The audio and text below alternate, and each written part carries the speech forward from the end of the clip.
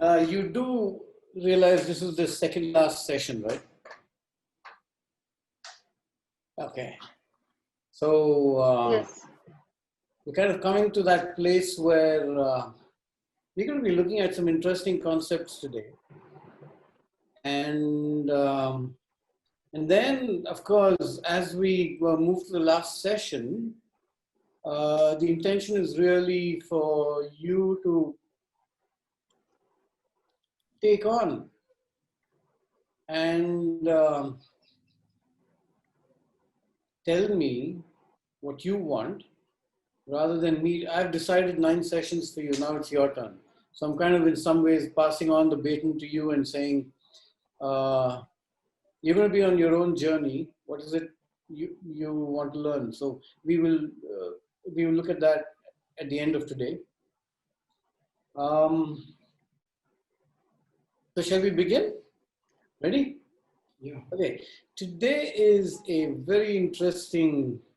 It's always interesting looking at this topic of conflict as to, I mean, what does conflict mean? And there's a whole journey behind it. So let's just begin with our with the presentation.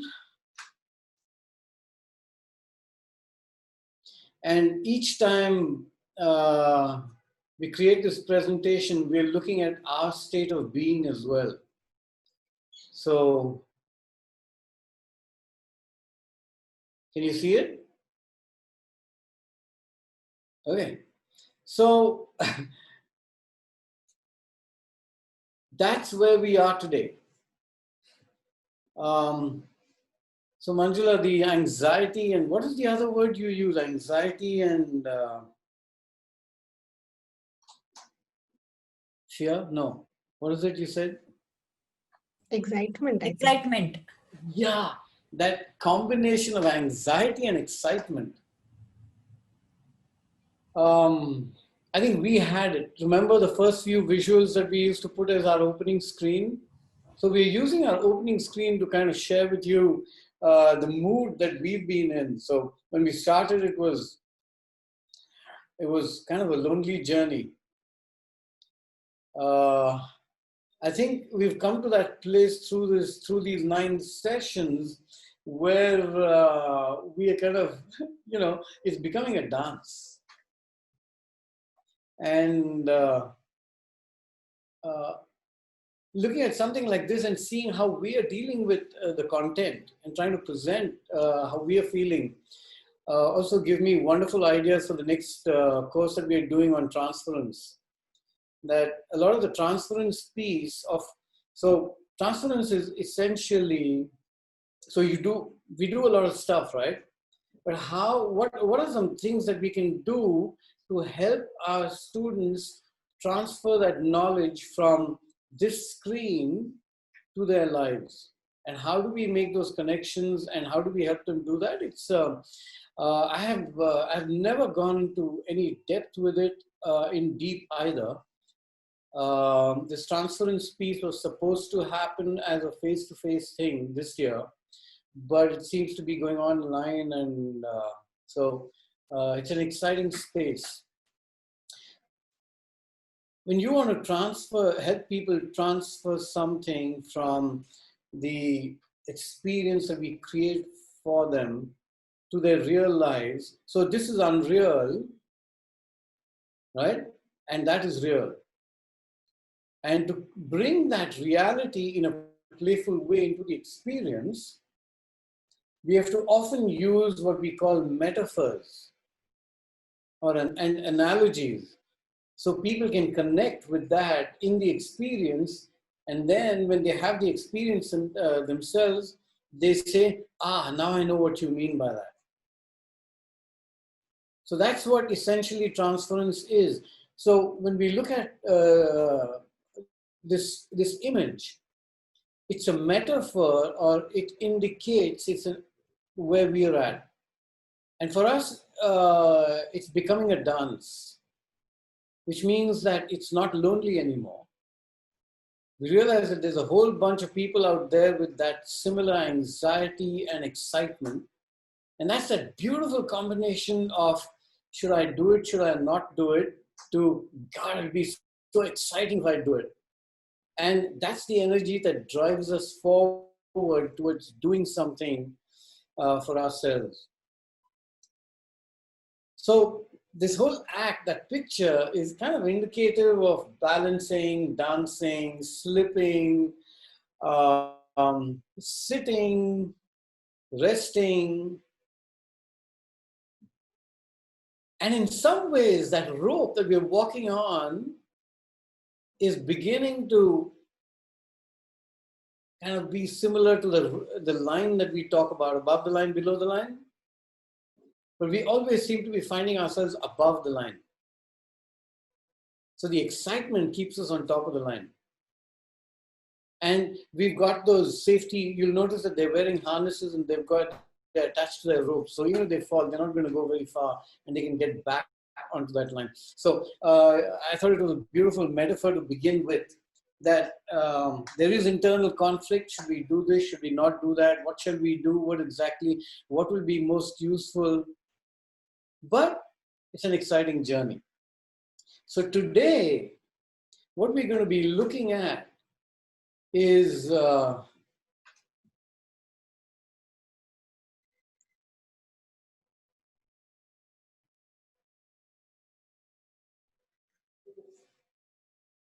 okay, the subject of conflict. And nobody's ever asked me this question, okay? So I'm going to ask it to myself, and I'm just curious to know, why would I include conflict in an experiential methodology course? So what I'm going to send to you, I'm asking you to think about this. What place does conflict have in what we are doing? And we're sending you a URL. Click on it and give it a little thought. What's a good reason to include conflict in the content that we are doing?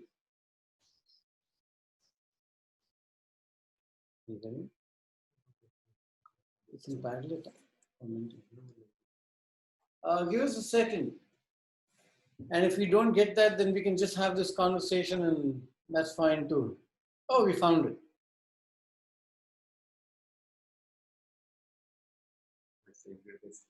Rishikesh, where's Shweta? I don't see her today. Oh, she's coming an hour late, right? Okay. Yeah, she'll join in a few minutes. Preeti, how are you doing? You're locked in, huh? Okay.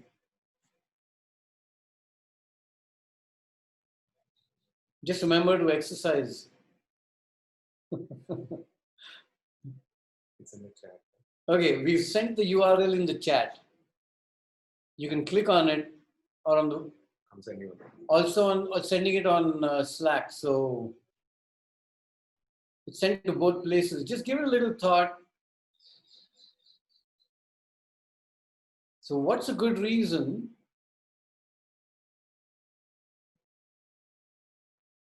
to include conflict in an experiential education course?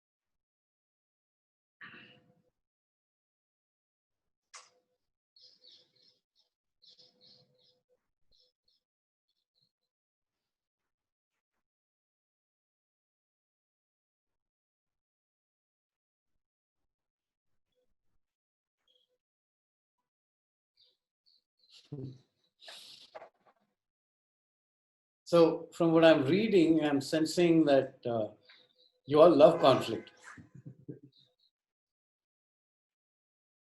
No? Well, I mean, listen to what you're saying. I'm assuming you can see the screen, right? Of the different points of view. Yeah? Okay. So conflict is the core of it. Greater value from conflict. So let's create some conflict. And where there is conflict, the scope of growing. So everybody seems to want conflict here. So here's my question. How do you handle conflict in your lives?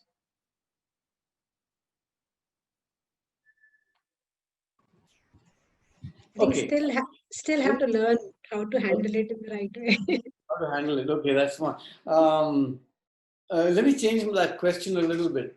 How good are you at handling conflict? So Vishwas, for me, if it's a genuine case of miscommunication that happens, I feel comfortable to handle it. But sometimes there's inevitably some ego clash that happens where each person feels their point of view is very strong, and then everywhere there are some like power plays that goes on. Then it's not comfortable. But I have learned with experience how to be better at it. Though there are at times where I just can't handle and I lose my temper, or I just withdraw and I just step aside. So, You're using such interesting combinations of words, I feel like. So have you use the word genuine, right? uh, How do you know that? so it can be for example, if we are sending an emails, we may the person who's typing out an email might have some point of view, but that could be there could be lack of expression, or some messages can get missed out. So a call like what is this about could help things resolve immediately. That's one example, like genuine So miscommunication. you know it's genuine only after the fact. After the fact. After the fact, that means I send you a mail, my language is ridden with conflict or potential to create conflict. You read it, and then you what? You give me a call, and then Yes, you yes. solve it, huh? So I just check what is it you're trying to tell me, and then I can see, okay, it was just a miscommunication. Maybe the point that came across was good, but the way it was put was maybe not the way it was intended to. Interesting. Okay. So, so just going through that list, I'm seeing, I'm going to make some differentiation. So there seems to be two kinds of conflict. One is internal conflict, and the other is external conflict. So in this scenario that you mentioned, it's more external, right? Yes, yes. What I mentioned was more external. Yeah. More external. And let's just say you were lucky on that day that you chose to call up and not be angry. Sorry, I didn't get your point, Vishwas. You were lucky on that day when you read that mail, you were in the right mood. I chose not to get angry. Yeah, yeah. You chose not to get angry. And I'm sure there are scenarios in which you read it and you got angry. And then something different happened. Yes. So there's potential, there's constantly potential for external conflict. But the interesting piece is how I choose to deal with it. So that internal conflict piece. True, true. So the moment I'm angry, conflict has begun. Yes. And I've not even probably seen the person in my life. Right? Okay, great. So we're saying, so obviously conflict is internal and external. So today we're going to be looking at both those pieces. Um, and here's, so over the years when I do this topic, I've collected, from people, asked a similar question and said, okay, what is it? Why do you think we're doing this? And we've already talked about how the internal state of the facilitator or the educator or the parent, whoever we might be, in whatever role, partner, spouse, whatever, the internal state of that person, in this case you, is critical to the outcome of any relationship. Therefore, it makes sense that we touch upon it, because if we can manage that, then we just become better people. It's as simple as that. Okay, so here's a collection of it, and I think this more or less covers what you've said so far, and maybe there's some more. So to be more conscious about triggers, and there are triggers in every conversation, right? And as parents, we trigger our children. As spouses, we trigger each other. As daughters and sons, and we trigger the shopkeeper, we trigger the rickshawala triggers us, and this whole trigger thing is really interesting. So great, now we know that there are triggers. Something triggers us and we go off and we wonder why we got so angry. So it becomes important for us to be able to recognize conflict. And a lot of us don't even recognize it. We are angry and we are upset and we're screaming and shouting and throwing things, and we might regret it later. But for some reason, many of us can go through life just like that till we die. We're still throwing things, and things can include words. So being able to recognize conflict as a key skill. Classrooms are inherently conflict spaces. You've already said that, I'm just adding to it. You say something, the kid says something, you want something done, you come with expectations, they come with expectations. There's a gap between what we intend to do and what actually happens. So now we have internal conflict. There's a struggle between the alignment between learner, objective, and content. So you've got all these parties in that room, and how do we align? Enable others to recognize and resolve conflict. So also, if we can understand it, we might be able to help somebody else. Yeah, like some of you said, maybe conflict is a desirable place, because without conflict, sometimes there's no exploration. Without conflict, very often we're not willing to go outside that comfort zone. We want to learn ways to resolve it or to deal with it. And somebody said to learn how to get to a space of exploration and discovery, but we'll come to that later. Okay, so no conflict here. We are in alignment. Anybody else feels like they're in conflict about this? About the intention of doing conflict in an experiential education program? Anybody? No. Pick up now, because today is that journey. I wanted to say something. With this statement that classrooms are inherently conflict spaces, I kind of, I don't know, it's kind of, it sounds like a dogmatic statement. So I just wanted a little clarity on that. Because if we start with that viewpoint, it kinds of induces that yes, one starts with conflict, but there could be there could be an aspiration also. It could start with an aspiration also. Sure. Yeah. Yeah, So I'm- it sounds like a kind of a little. The tone sounds a little negative. So I just thought that I don't know where you're coming from in that. I just wanted a little more clarity. Okay, great. Hmm. Nobody likes the word conflict. It's really interesting. So I've done a lot of work with organizations, right?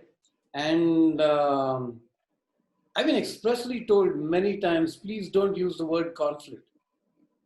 But in their list of programs that they want to conduct for people, they have conflict management. I'm saying, you want to run a conflict management program, but you don't want to use the word conflict? I want to know why. And I think this is the very reason that we look at conflict as a not so desirable thing. Okay? Our response to conflict is usually, using cricket terminology, we play on the back foot. The conflict comes, somebody bowls a ball of conflict and we kind of go back rather than play it forward. And if you can find another word that's more gentle, I'd be happy to use. So I think my point here is that the classroom inherently is a place of conflict and therefore offers us great opportunity for us to explore it. So here you're looking at conflict as an exploration. That's why you give it that connotation. Is there any Got other it. way? How are you Yeah. seeing it? No, I understand. So I just, for me, it's like if I enter the classroom as a teacher and if I already see conflict present, it's kind of, again, conflicting to uh, my space and my way of being. So, because I mean, my inner environment would be slightly disturbed by that, in the sense that if I already see it like that. For me, it works as to seeing, it's like a meta thing that, I see my students peaceful, I see everybody peaceful, and I start from there. And of course, I know that there will be conflict, but and take it as an exploration only, but I don't go with that statement in my head as a teacher in the classroom. Okay, you can make whatever choice you want when you step into the classroom. I can also walk into the classroom and say, today is going to be a great day. I'm just going to do stuff to light a few fires. Is that a possibility? Sorry, I didn't. I'm going to create conflict. Okay. But I'm joyful about it. The very act of creating disequilibrium is an act of creating a conflicting space. Does that make sense? Yeah. And that's what we do. That's our intention. Change the balance, if you want to call it, if balance exists at all, whatever that means. Okay, let's move on. Now let's just look at forms of conflict, okay? Could this be conflict?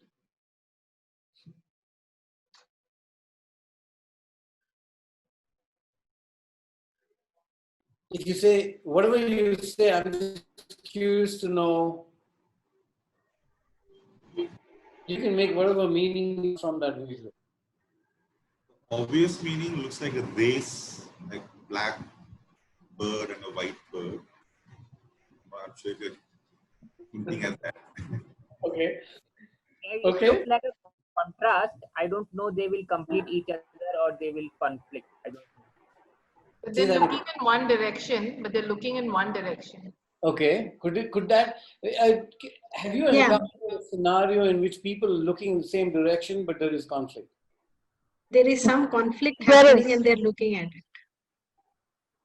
Yeah, there is conflict in the sense one is in the front, another is in the back.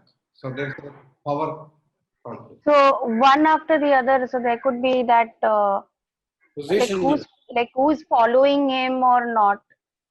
positional Just conflict, in line. relational conflict.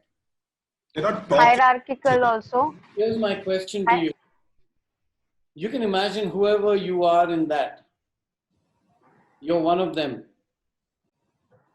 Do you have a relationship in your life that is like that and is in conflict? Yeah, It need not be conflict, it's only difference. you might be I mean, looking in the same direction. All but those that's- nice words we're going to leave for a little later.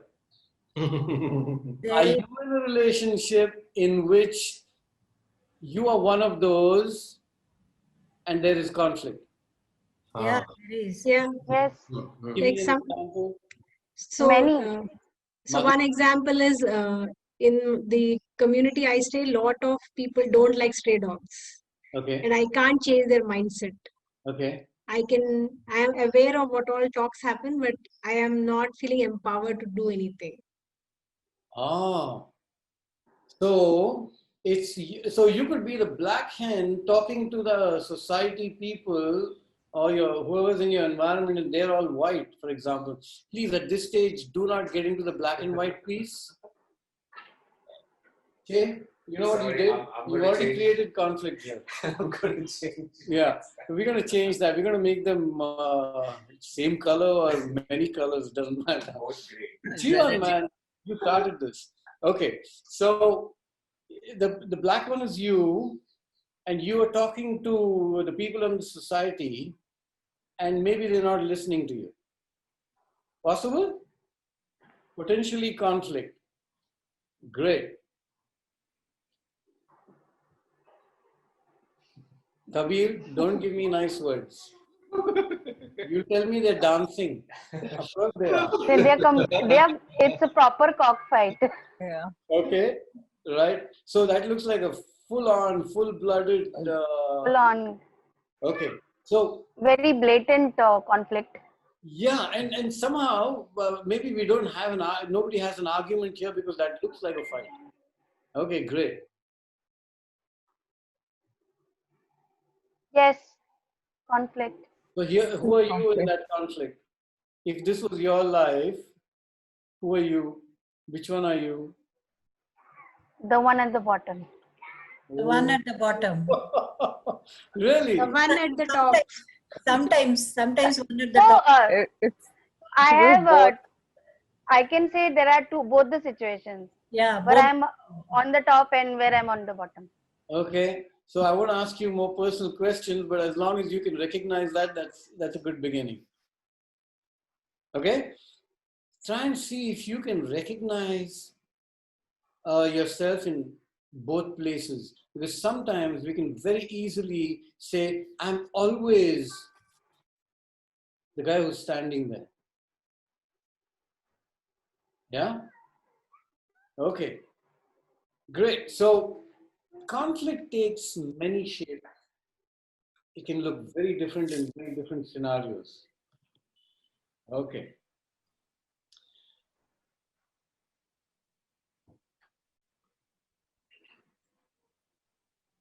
So we're going to send you another URL.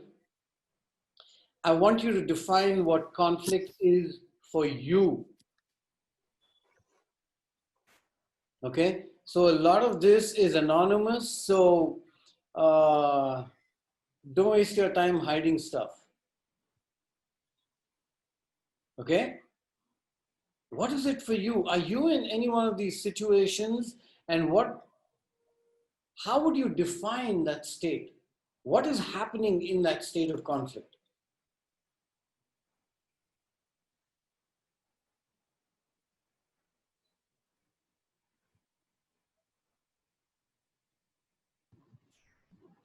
Has the URL been sent, Vishwas? We can't say the URL. In the chat right now. And also. And on, Yeah, got it. and on chat.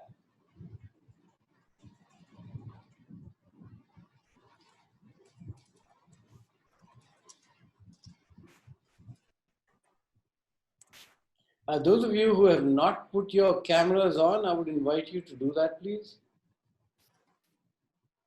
Unless you walked away.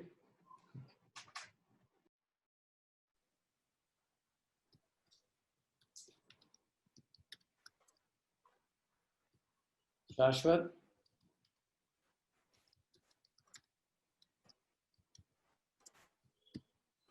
You know, there is no such thing as a guest on this program, right? You're either there or you're not there.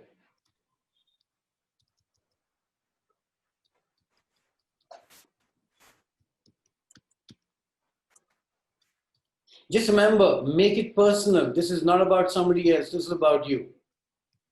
And here I'm trying to get you to connect with that part of you that is in conflict. What does it feel like?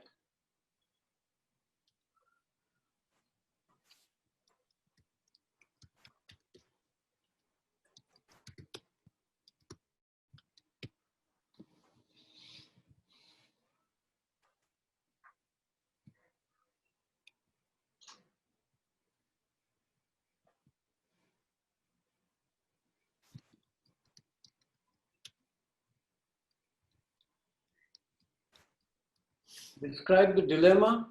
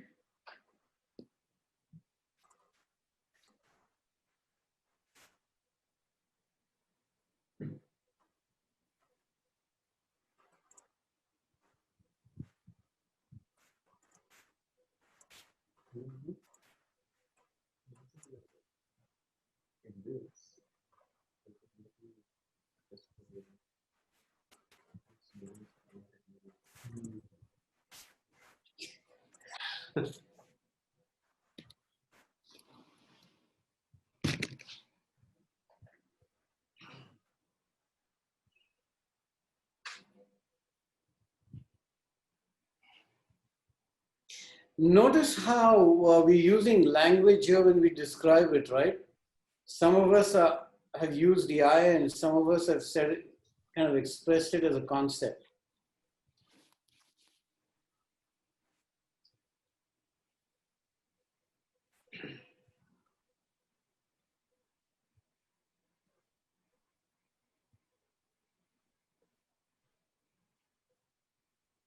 Okay.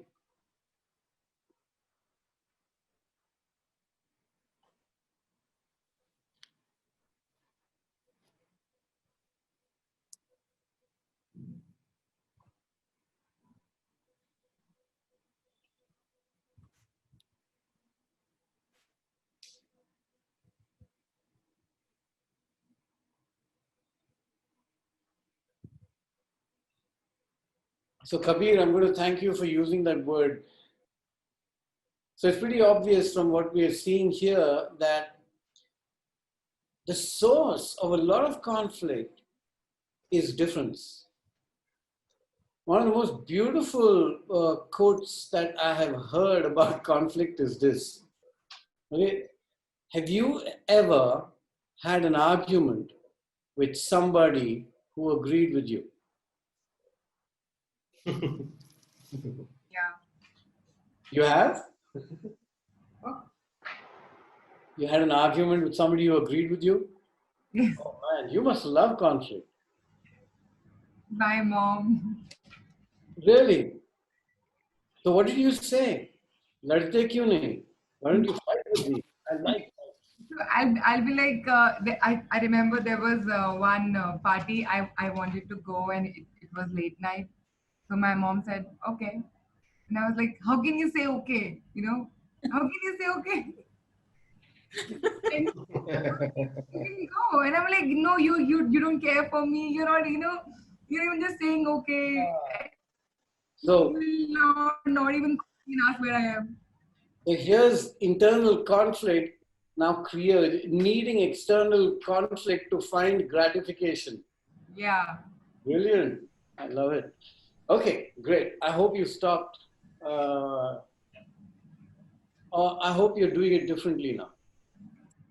It was 5, 6 years back. Now they've changed a lot.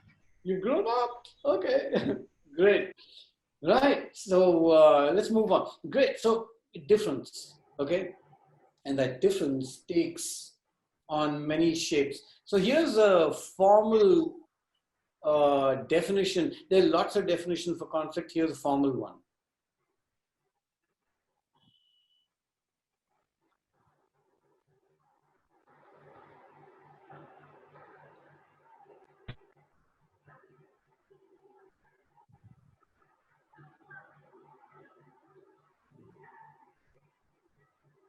Are you seeing it? Okay.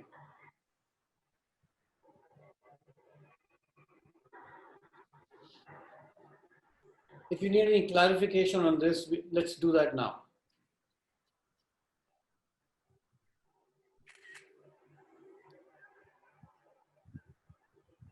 This seems more task-oriented. Conflict can also be like, it need not be only task. It can also be a value conflicts that happens within families, between older generation and younger generation, or when companies, so on and so forth.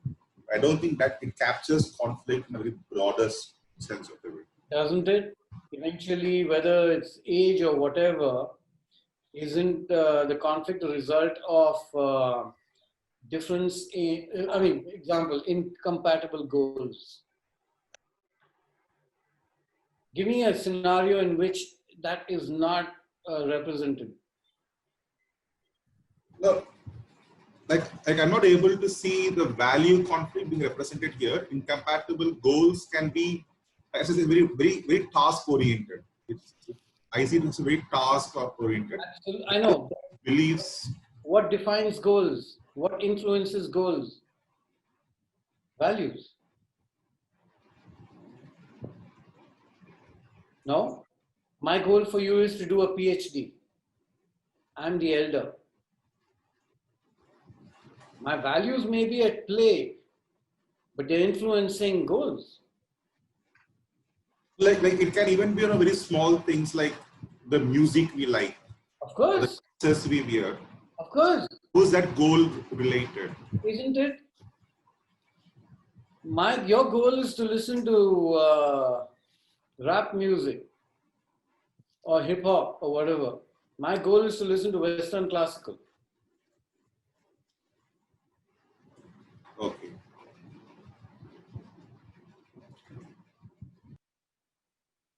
So does the conflict have to be expressed struggle? I somehow feel it may not be expressed.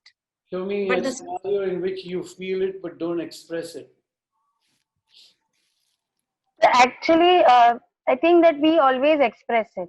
So if there is a struggle, it may not be verbal, the expression. It could be that the expression could be that I don't want to have an argument with this person, but probably I'm not going to, be in the same room as he is, or maybe just my body language would be enough to express, but not maybe verbally. Clear? Does that mean? Yeah, absolutely. Expression. So sometimes we look at only expression outside. If I'm throwing things that I'm in conflict. If I shoot bullets, I'm in conflict. Vishwas, I have one thing. Like sometimes, like Prajakta said, that we show by our body language, but some people they just don't show. Maybe they just keep it inside. The conflict is there, but they keep it inside, and they are as humble and as they can be. Gracie, you've already answered it. They keep it inside, means it's there. Even expressing it internally. Even some of the pains, body pains, what we feel is also a form of conflict actually. Backache. Yeah, backache, headache, whatever. They're all results of conflicts only actually. Your body is in conflict with probably your mind. Your mind wants to work on something, but your body is telling now go to sleep, won't work. That's also conflict. Gracie, you get that? Yeah. Okay. Can we move on? So, Vishwas, I have a question. yeah. So, are you implying awareness here? As in, conflict, does it have to come into the realm of consciousness?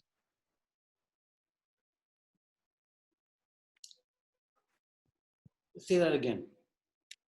Conflict, does it have to come into the realm of consciousness?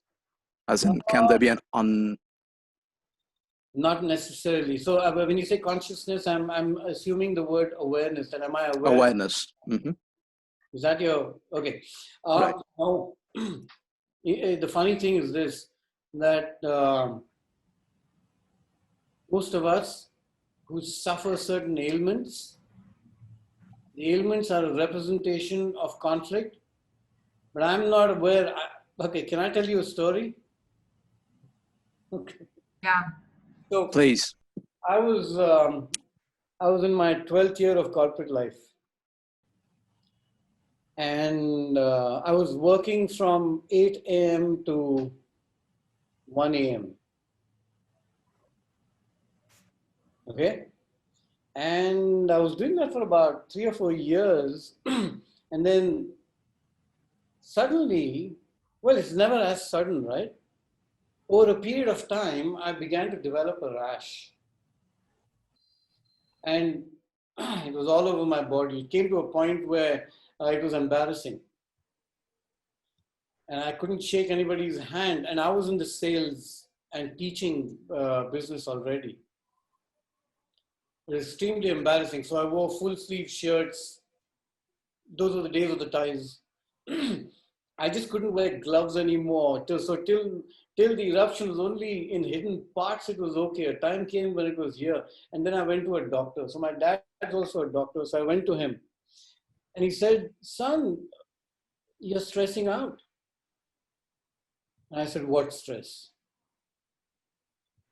He said, I don't know, but most skin ailments are a result of internal stress. He said, okay, you don't have to believe me because I'm your father. Go to a skin specialist.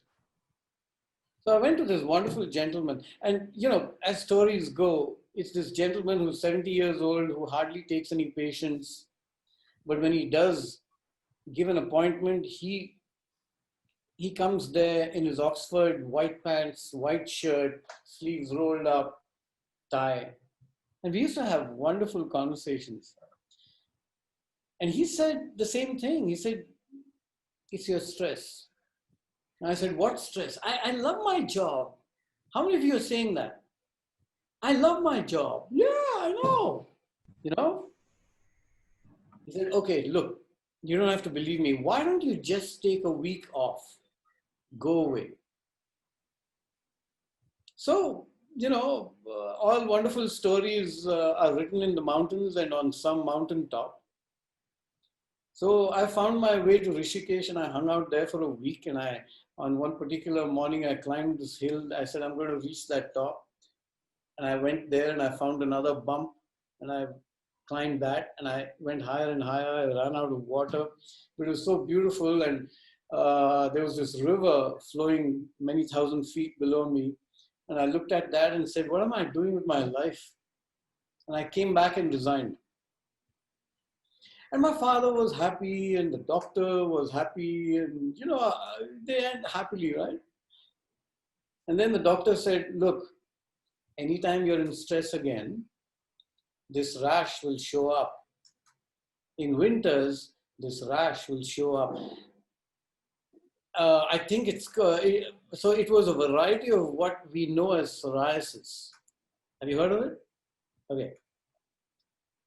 So I gave up my job. So I came back, I resigned and I said, what am I worth? I had no idea. And I went through that phase in life where you say, damn, this money is not getting me anything. I've got to stop earning money. So if you're going to stop earning money, then how are you going to look after yourself? So there were two choices, either get married to some rich babe or get somebody to look after you. And it could be a rich babe, but who knows? No guarantee about stress, right? So anyway, I went to teach. And here's the thing.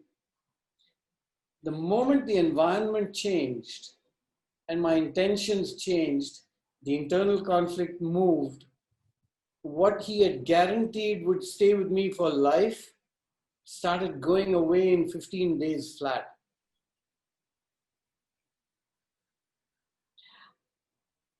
I can't tell you what a wonderful, I mean, for me, it's a wonderful story. Because we say we're not in stress, but our body is telling us a different story. And somewhere we need to begin to recognize that. So you can look, I might have appeared as a really happy-go-lucky guy with no care in the world, but internally there was this war going on. So what is this war? I mean, how do we learn to recognize that war? And I've asked this question to many people before, and I was, I think, intending to ask you about it. Where is that slide? Where is that slide? Oh. Okay. No, that list. Oh, that's after this. Okay, great. So here's the thing. That whole conflict piece didn't arrive at me overnight. Okay? I was on a roller coaster. And just know, all these faces in this room, all of you are also in some relationship that is on a roller coaster. And here's what this whole roller coaster thing looks like. Okay, so here's an opportunity to begin to recognize some of the signs of a deterioration in a relationship. So this is stage one. Yay, wonderful relationship. You know what? You throw a couple of bottles at me, don't worry, I'll catch them or whatever. But you threw them with anger and I caught them with joy. Doesn't mean conflict doesn't exist inside me. Somewhere I'm going to ask myself, why did you throw those bottles? And the first indication is really that you say something or they've said something and you feel a sense of discomfort. And what is that discomfort? You don't know what it is. You can't put your finger on it. Sometimes you just walk into a room. Raise your hand if you walked into a room and suddenly people, either who you know or don't know, you get a sense of discomfort. Okay. You see, our animal instincts, this is the animal instinct. Brilliant, no? We are tuned to recognize it. But very often we just say, doesn't matter. Why? Because I can't put a finger on it. But I sense it, but we don't ask it and we let it go. The whole point in describing this roller coaster deteriorating relationships is for us to be able to catch that theoretically, the earlier you catch it, the better it is. Unless you want conflict. Okay, stage two. Something actually happens. Usually somebody screams at you or says something to you in a tone and you say, wow, where did that come from? But we don't ask too many questions. Even at this point in time, there's a sharp exchange. And suddenly you say, oh, I didn't know.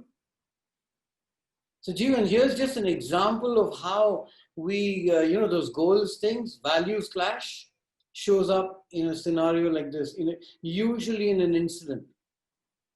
Short, sharp exchange. Yeah? Okay. Recognize this? Have you had this in any of your relationships? Raise your hand if you have. Great. Just stay awake to what's happening from here on. Stage 3. Now you might have that conversation, and that's the scenario, Jeevan, you were talking about. You say something, I say something. Oh, potentially a misunderstanding. Imagine a scenario in which you don't call, but you respond to my email. And then I read you in a particular way, you read me in a particular way. Boy, we're on a roller coaster now. Yeah? Okay. Yes. And here, the focus very often is the problem.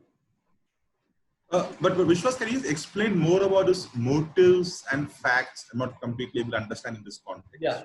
Okay. So I sent you a mail, right? And you sensed something. Okay? And you said, oh, maybe I've misunderstood. I'm going to give you a call. Maybe you don't. Make that call.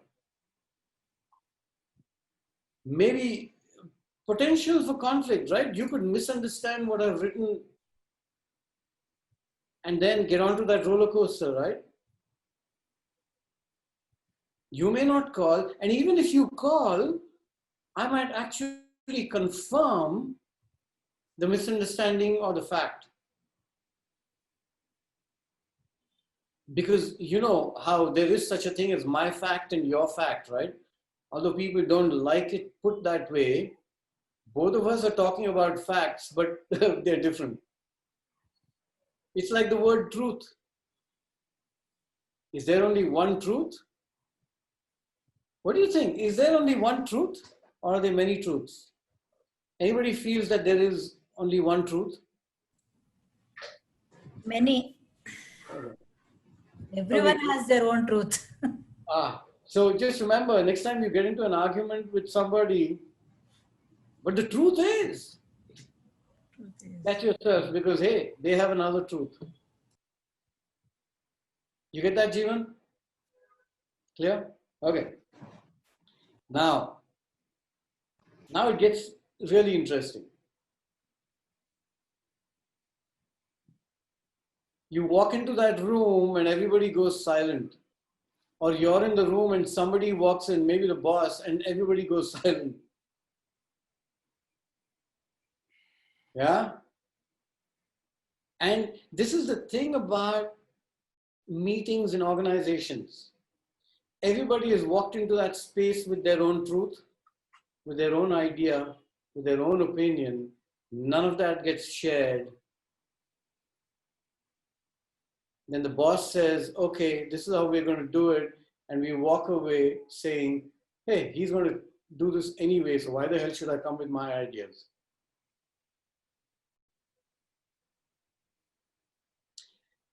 Now, things have already gotten worse. I already have an opinion about you as my boss. Anytime you walk into that space, into my space, something happens to me. Get it so far? Raise your hand if you know what I'm talking about. And you've experienced it. Okay, great.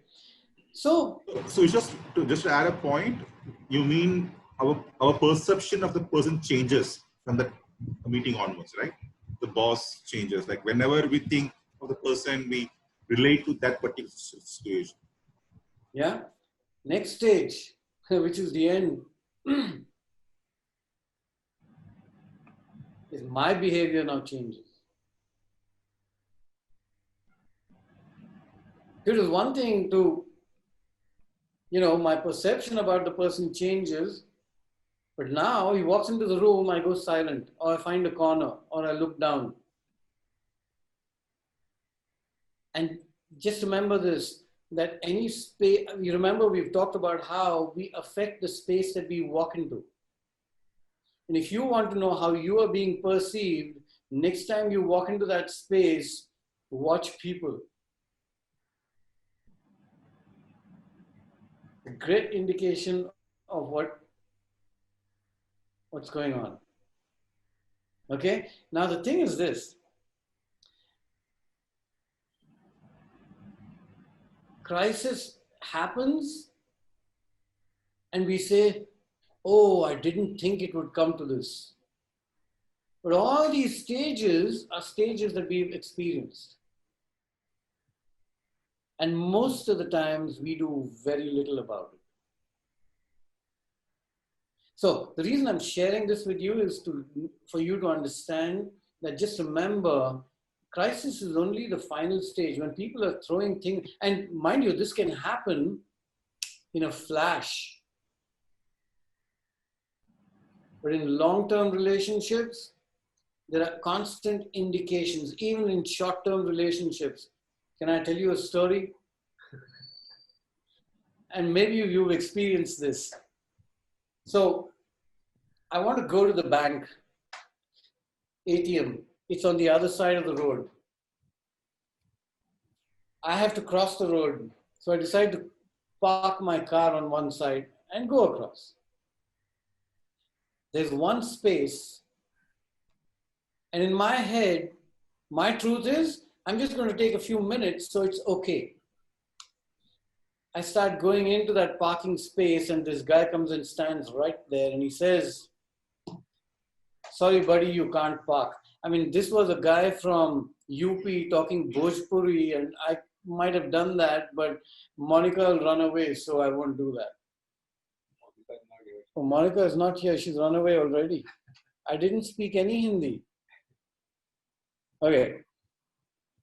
Yeah, she had a call to go to. She didn't mention it. Okay, so he says, you can't park here.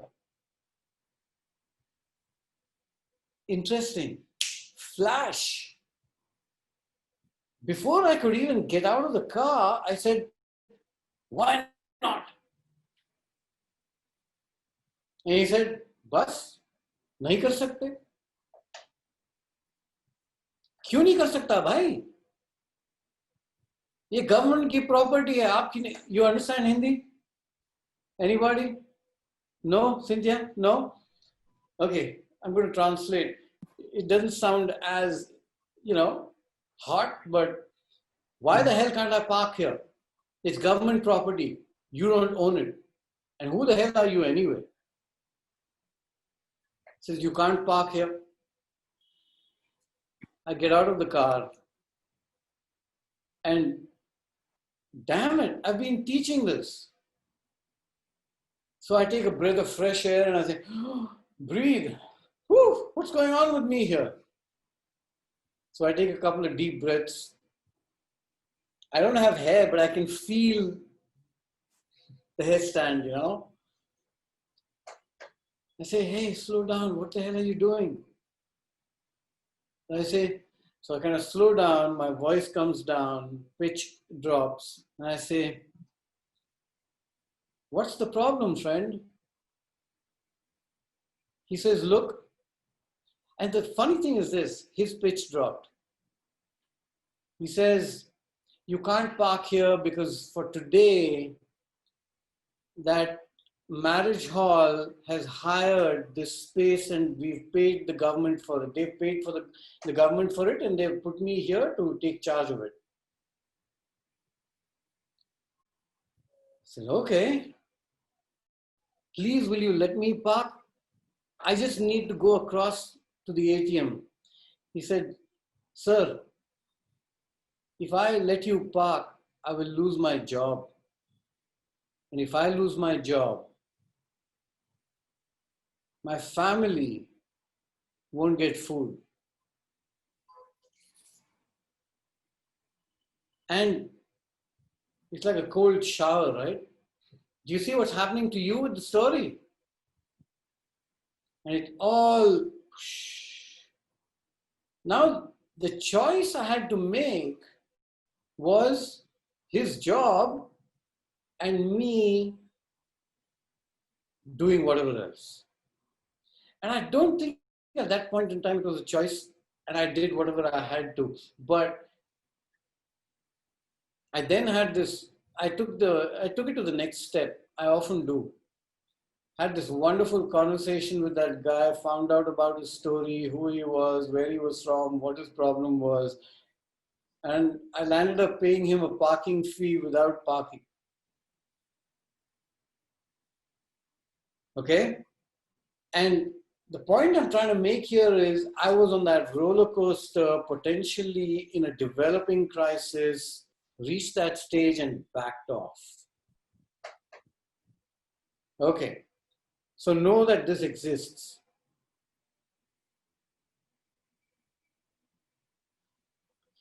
So I'm just going to breeze through this because you already know this.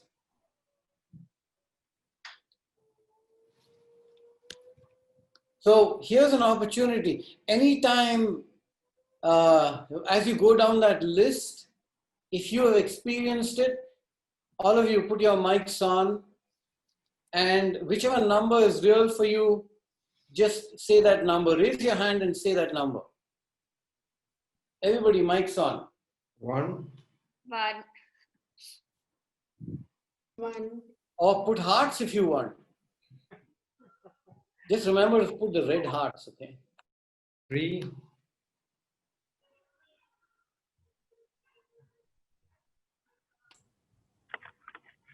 18. 11.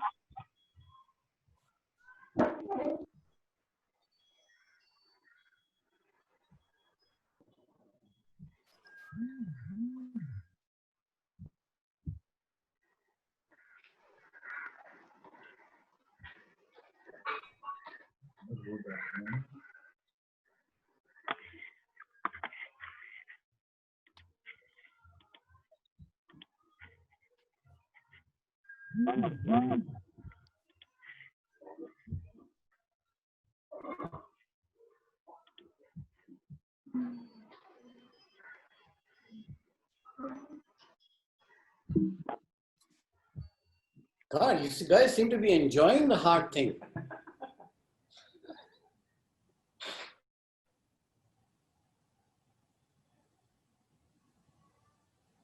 Okay. Yeah, you can keep hearting it, don't worry. This gives us a sense of where we're at with this, okay? Now, there's a whole bunch of pieces here where the disagreement is outside, but the suffering is inside. Okay? Those of you who've done NVC, anybody done NVC here? Nonviolent communication? Yeah, I've done. Okay, so NVC associates anger by two animals. Okay, one is the fox and the other is the giraffe. Have I got that right, Tracy? Those two animals? It's fox or giraffe of. I don't know the second one. Fox. Jackal. Huh? Jackal. Yeah, the jackal. The jackal and the, well, yeah, kind of the same family, right? Yeah, jackal and giraffe. Now, the jackal is the animal that's snappy, which means that when it encounters conflict within, it throws the anger out. So, the feel mean, number 28, 40,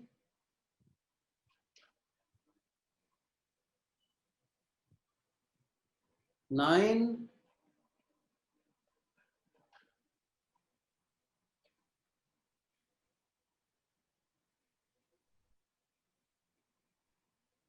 'Wow. Those are all jackal behaviors. Now, when it throws anger in, almost every other thing is internal. Look at how much we suffer when we're in conflict. Most of the others feel hurt, rejected, guilt, self-doubt, mistrust, alienation, violence, building pressure, betray. All that is internal. Wow, just look at that. Okay, great. It's critical that we begin to recognize what this is. Did he say this?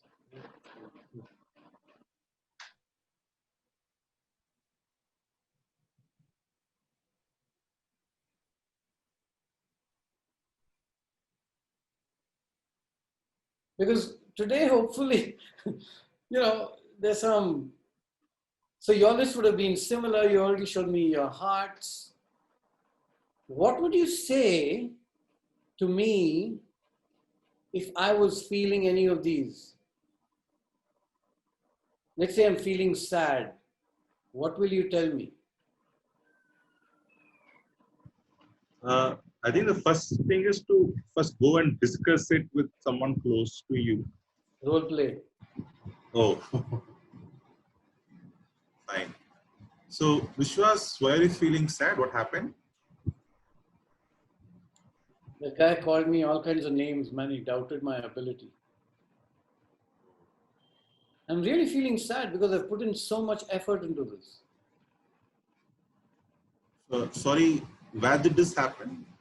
Oh, Chetan and me were working, and he just took off and he called me all kinds of names. He doubted my ability. All of you are laughing. What's wrong with you here, man? You're all laughing. I'm sorry. You used the name Chetan, so it seemed funny. Okay, coming back to the role play. No laugh.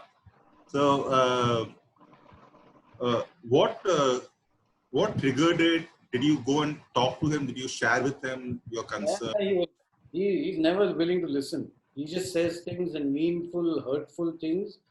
And I put in so much effort. I always feel guilty at the end of it. Right. I understand something must have happened that hurt you so badly. But from what I see, you still have to work with him for a few days. So would it help if maybe if you want me, we can just have a chat with them, see? I'm seriously thinking of throwing him out. I mean, what's the worst that can happen? All the visuals and all that we are trying to do, bring excellence into will fail. But I can't go on like this. Yeah, I'm feeling terrible about this. Sorry. Sorry. So I think let's give it a night. Let's just sleep it off. Tomorrow, let's just try to have a chat with them over breakfast and see what is he feeling and what happened. He always talks to me like that. Stop, Jeevan. Why do you feel he talks to you like that? He does. I don't feel. I feel sad and hurt and angry and all that. He does talk to me like that. I can show you a recording. Has he talked to you like this since the day you met him? No, he showed his true colors only later. What happened when? What happened? I don't know. He's crazy.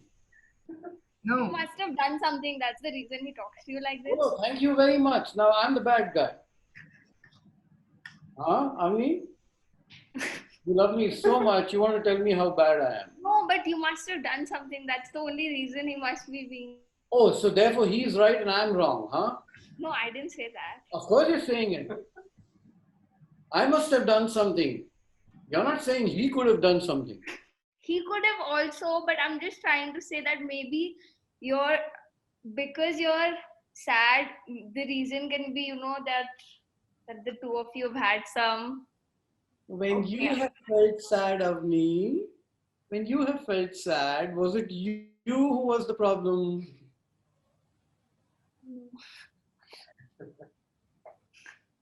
Okay, hold on. This is not easy. You can't win this with me, okay? I'm really good at this. That you didn't tell me what was the incident when he changed your behavior. You didn't ask me. Tell me. You didn't ask me. I asked you, what was the time when the true colors came out?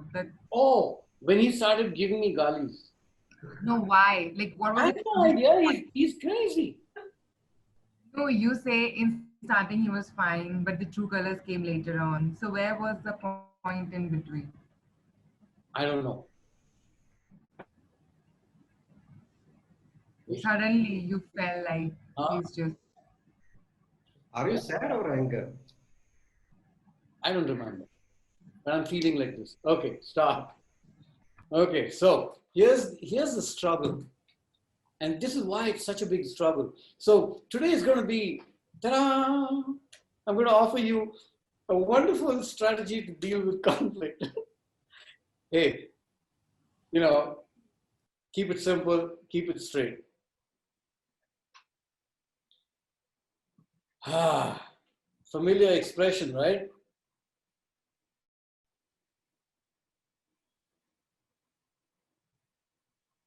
See, again, he's doing something.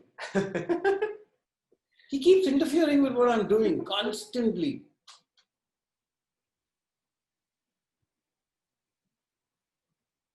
So here's a really critical piece to remember, that if you don't talk it out, you act it out. Now, I'm not saying that talking it out means with the other person, okay? It can also be with oneself and about oneself with another. You can, and that sometimes over a period of time, you can actually come to this place where you become much better at being able to deal with all these conflicts, whether they're outside you or inside you, in a much better way. But just remember that there is no magic box that you can put your conflict into. And if you do find one, just know that over a period of time, it's going to build pressure and it's going to burst. A lot of our lives, we park conflict.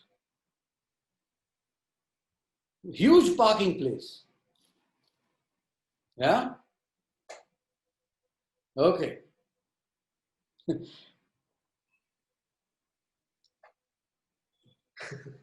So here's the cool concept. I've always felt that this whole topic of conflict, no, you get too serious, no fun with it, because I think the fun begins when you find even one little way of figuring out how to deal with it. And it's got to be a joyful place that explores it, not the hurt, angry, guilty, shameful place. Okay? All the conflicts in my life, I've never been able to deal with them when I've been feeling like a mess. It's only when I find that wonderful place where I say, okay, enough is enough. I'm just going to, to hell with it. I'm going to find a way and I'm going to do it with energy. So here's the thing about conflict. Conflict is a triangle. And that triangle has, how many sides does it have? Good, no conflict there.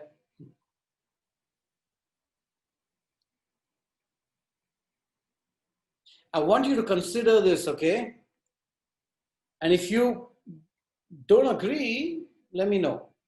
Let's finish it off here, because otherwise, any conflict. So I want you to think of the conflict in your life, whatever that might be. You don't have to tell me who or what at this point in time, but just check. There are opposing opinions.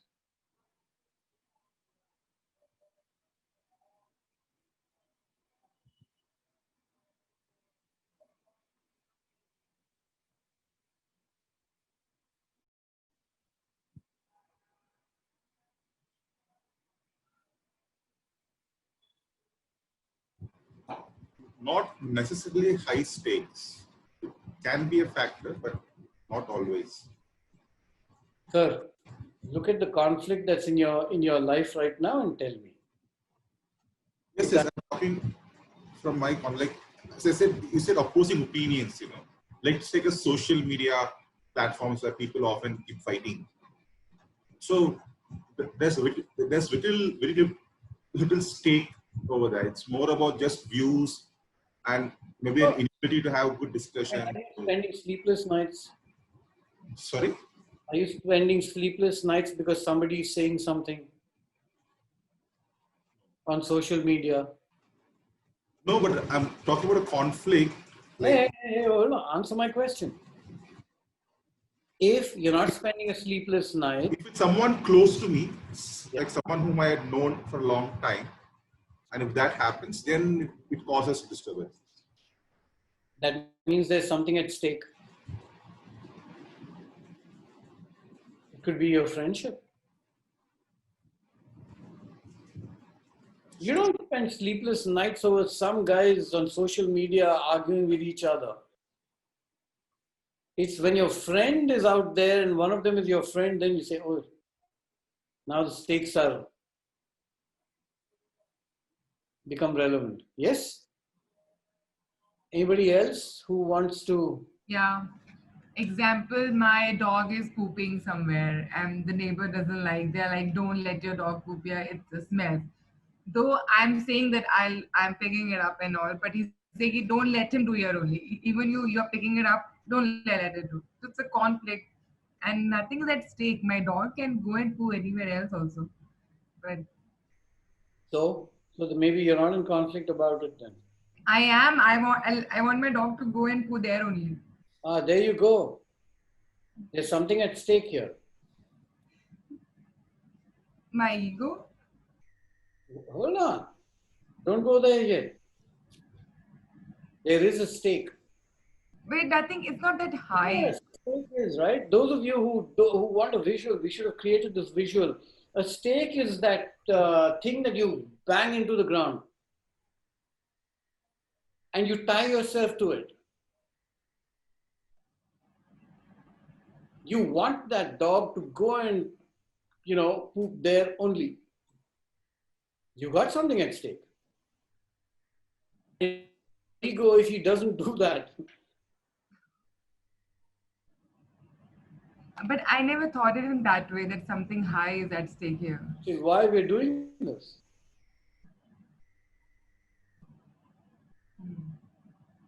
The person is not willing to move from Your belief is at stake, right? You believe that it is okay to let a dog, and making it important. Sorry? You're attaching yourself to something and making it important. Yeah, that is my problem. That's your stake, madam. Okay? Yeah. Anybody else needs to sort this out? These are really important elements. So here's what we did. Over the different sessions that I've had with people, I said, okay, let's look at two things. Let's understand this. What does this mean? Okay? How do I know? What are the symptoms? And just raise your hand if any of these are symptoms for you.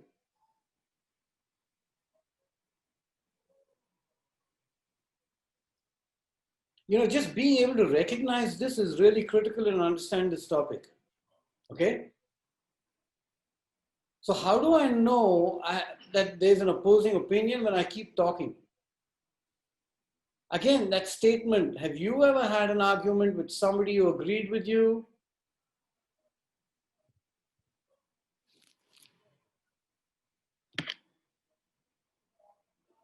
Okay, these are the symptoms. This is what people told me. I said, okay, if these are the symptoms, what can we do?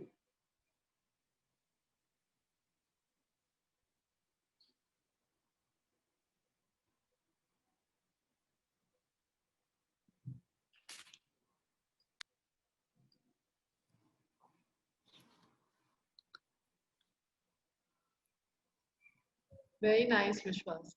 Extremely clear. A lot of clarity. Yeah, I look at this and I'm saying, God, we're damn good. Together, we put this together and we're damn good at almost anything. We know the answers. It's just that they don't come to us when we need them most. And they're not in one place. Remember what I said in the beginning of the course. You already know what there is to know. I'm just going to give you a language. I'm just going to put it together and say, hey, you know what? This is this. This is that.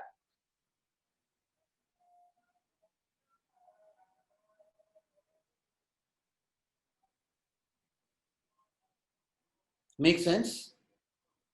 Yeah. Next time you find yourself getting into an argument, what am I holding on to? I tell you, the conversation will change that very second. So here's what one, I did this in deep. I do this in deep. And the funny thing is, you ask deepers, what did you get from the course? They'll talk about conflict. And I say, what does conflict have to do with experiential ed? But to be an educator, I have to be able to deal with my own conflict. And it just makes me a much better educator. Because then I may not get into that conflict with that kid in the back who is constantly trying to disrupt the class. I might arrive at a more peaceful place. And that might then if it's true, we've discovered that our presence affects our environment, then I can choose to walk into any space with a calm. Brilliant, no?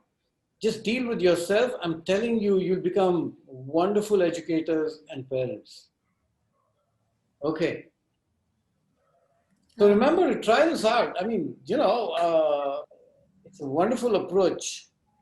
Vishwas, I have a question there. Yeah. When you can't, the second question, what part of my opinion am I willing to let go? When it comes to your core values, when you can't let go of that, sometimes letting go of that will be it will be too conflicting to yourself itself. Like, I mean, you won't be able to. Angela, remember what we said? For us to be in that kind of conflict, these three have to be true. Opposing opinion, you've already told me what your stake is now. Yes. Yeah. Your stake is your value. We'll come to that. Yeah, okay, so what are you saying? You can't do it? I don't know. Like in the beginning, once I told you that when I'm working with my relationships, I feel like I feel guilty and kind of those kind of things. Like when I start working with my values. God, man, what a waste of time. Without going to that part, how do you do it? First of all, if you can bring yourself intellectually to a place that says, without conflict, there is no life. Okay? It doesn't mean no living thing. It means that conflict is inevitable. Yeah. Difference is inevitable. Yeah. The game changer is how I choose to leave that space. Do I want to leave hurt, angry, disturbed, guilty, shameful? Or do I want to leave peacefully? What do you want to do? I want to be peaceful. Bas, enough. Now figure it out. So which part are you willing to let go? And you know what? We can role play this. Normally on a 2-day conflict session in deep, we do a lot of role plays. I have no idea what the time is. Don't blame me. Damn. Let's move on. But you know what? Even if we just did this today, and it'll be enough. Understand this, and you have a strategy for it. Okay. How do you now? When you look at your conflict and you're figuring out what shall I do, just check in. Do you have any strong emotions going on inside you? And how do you know? Heavy breathing, loud voices, screaming and shouting. You talk fast, silence, sulking. Flushed ears. My ears go really hot. One of the things I do is this. And I found that all I needed to do was, the moment I see this in front of my nose, I do this. It has an amazing effect on my internal state. Because if this is an expression of me being in conflict, then the moment I do that, whoo, it changes everything for me. Find out what you do. You have something that's typical for you. Gestures, that was a gesture. Urge to cry, fear of expressing thoughts. And some people throw things and get violent. Somebody said, when I'm angry, I just go and eat.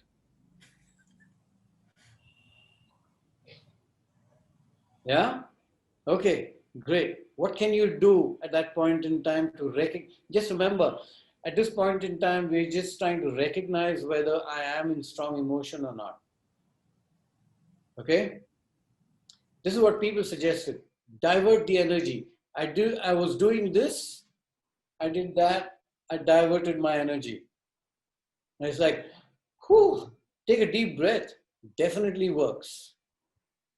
Pause. We keep talking of pause. Definitely works. Count to 10. That's the pause. Okay, I can't talk about it now. I'm very angry. I don't want to talk when I'm angry. Can we just hold that for the next half an hour? I just want to take a walk. Divert the energy.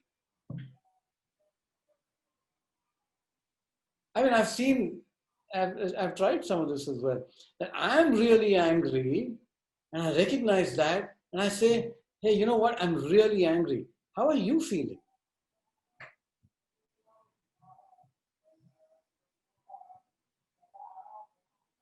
Transfers the energy completely. That whole, I think most of this stuff now is like we're building a wall around ourselves.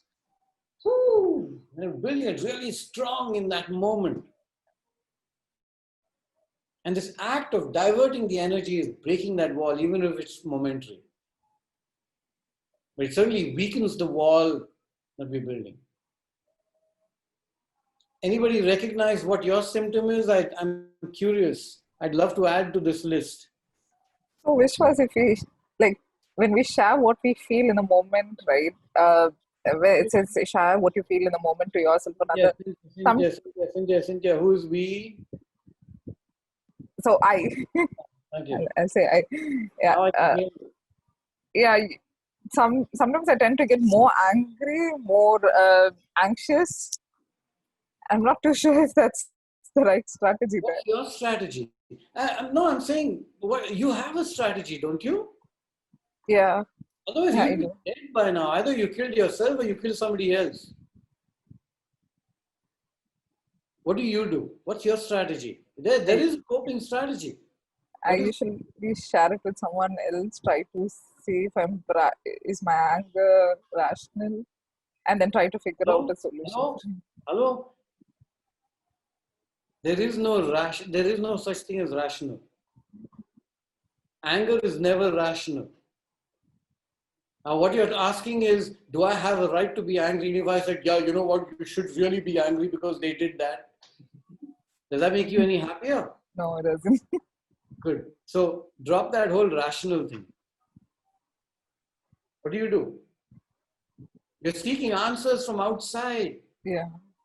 What if you find somebody who says, are you crazy? You should be as angry as possible right now. Yeah, I think sometimes I cannot reflect it and then try to calm and compose. What do? Stop talking? So either I'll stop and then I'll probably if I'm angry at the moment, I'll probably walk out of the place, go take a fresh breath of air, and then again I'll come back and then. That's your pause. That's your pause. Yeah. Yeah. Right. So just walk away is a strategy. Just breathing and sitting quietly for a minute can be a strategy, and it can be in that place or somewhere else.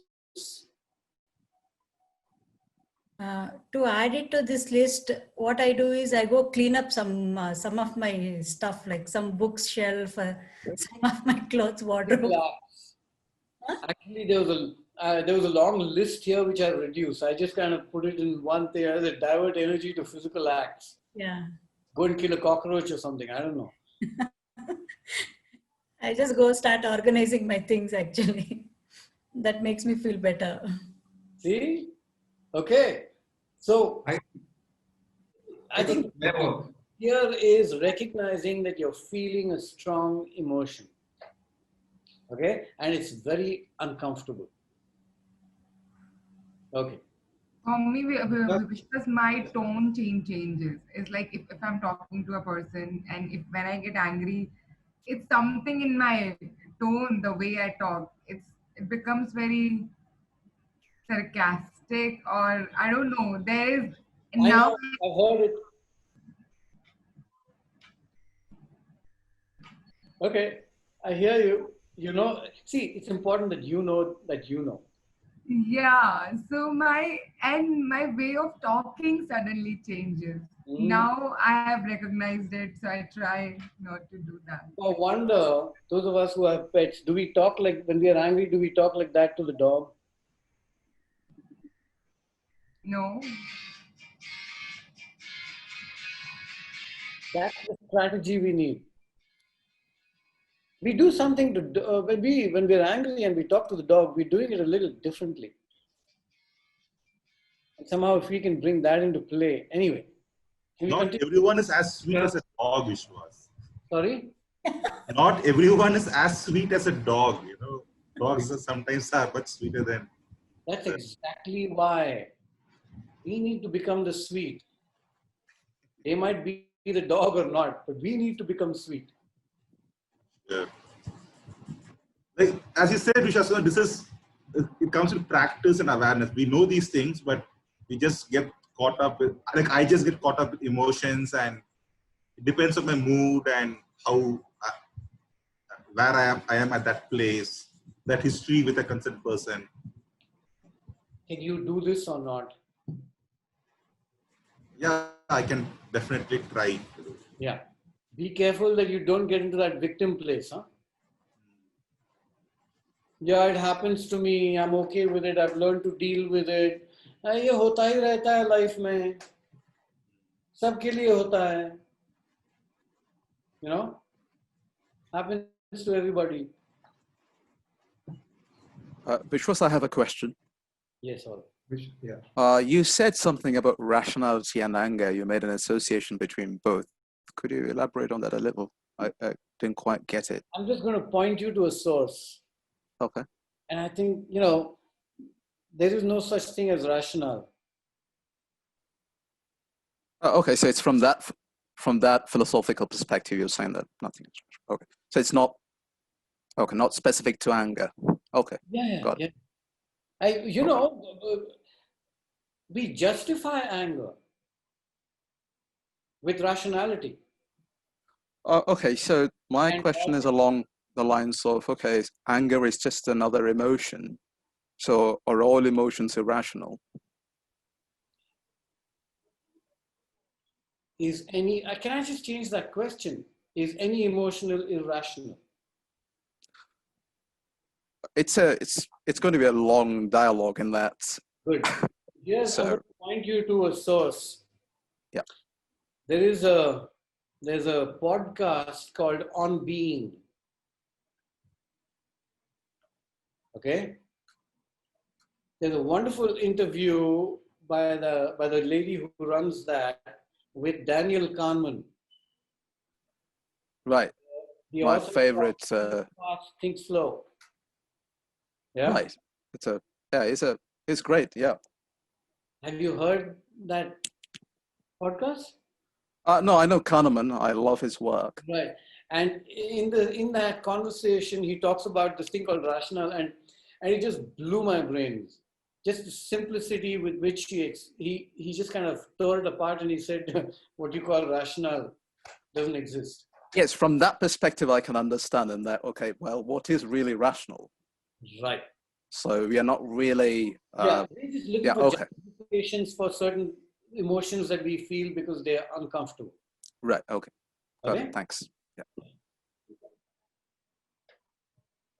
Yeah. But no, it's the podcast. Yeah, on On Beam. Yeah. Oh, okay. Okay, we're sending you the URL. Damn, why are you making that life so easy, man? Okay, I'm not sending. Okay, he's not sending it. No, okay, we'll send it this time. Just kindness towards the end of the course. I'm going to miss you guys, man. Okay, can we continue? Here's the third piece.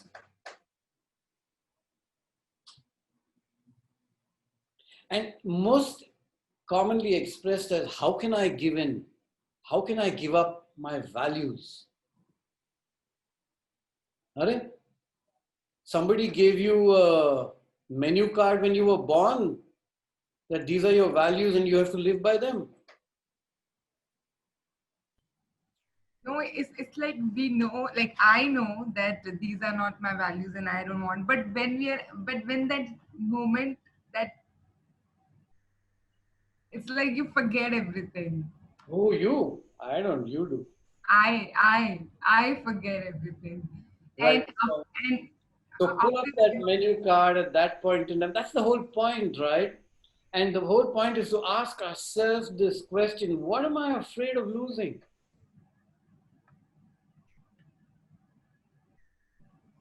What were you afraid of losing? You'd put a stake in the ground and attached yourself to it. You wanted your dog to do that. What if he didn't? nothing. No, no, no, no. You're afraid to lose the war. Yeah, I am afraid to, that way. That way I am afraid to lose that whatever he said, I had to agree. Absolutely. You call it khundak, no? Yeah. Not, we call it khunnas here. Yeah. No logical reason. Khunnas, bus. Yeah. Like that only. In the South, that's how they say it. We are like Half that only. of my life problems are this only, goodness. My life will be so easy if I come out of this one thing. No, but you don't want easy, no? You want hard. No, I want easy. Oh, okay. Have fun with this. So here's that third piece. And the point is this.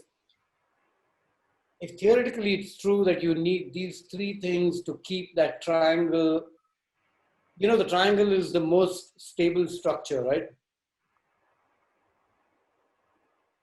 Architecturally. Therefore, all you got to do is to dismantle one side.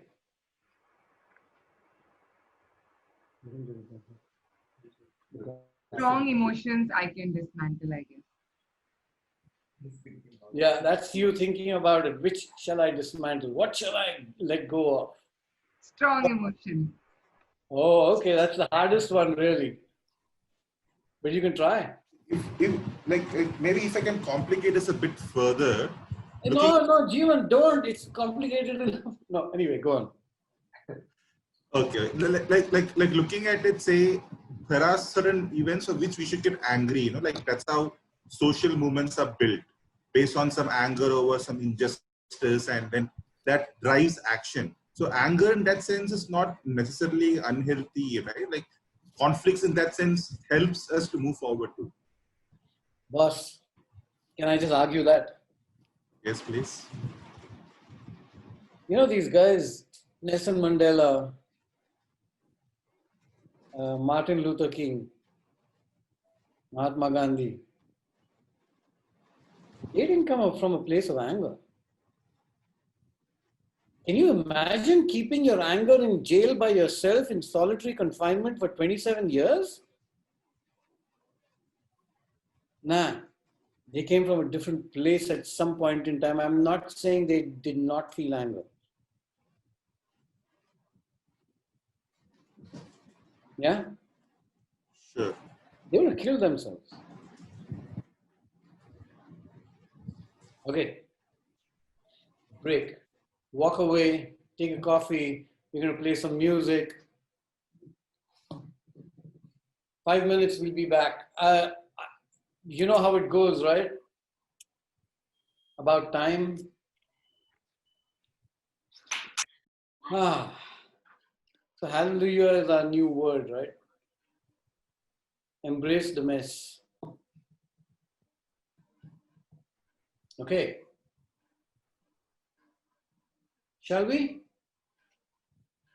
Or people are still out? Anybody wants to say anything, ask anything? I may not have an answer, but you can ask.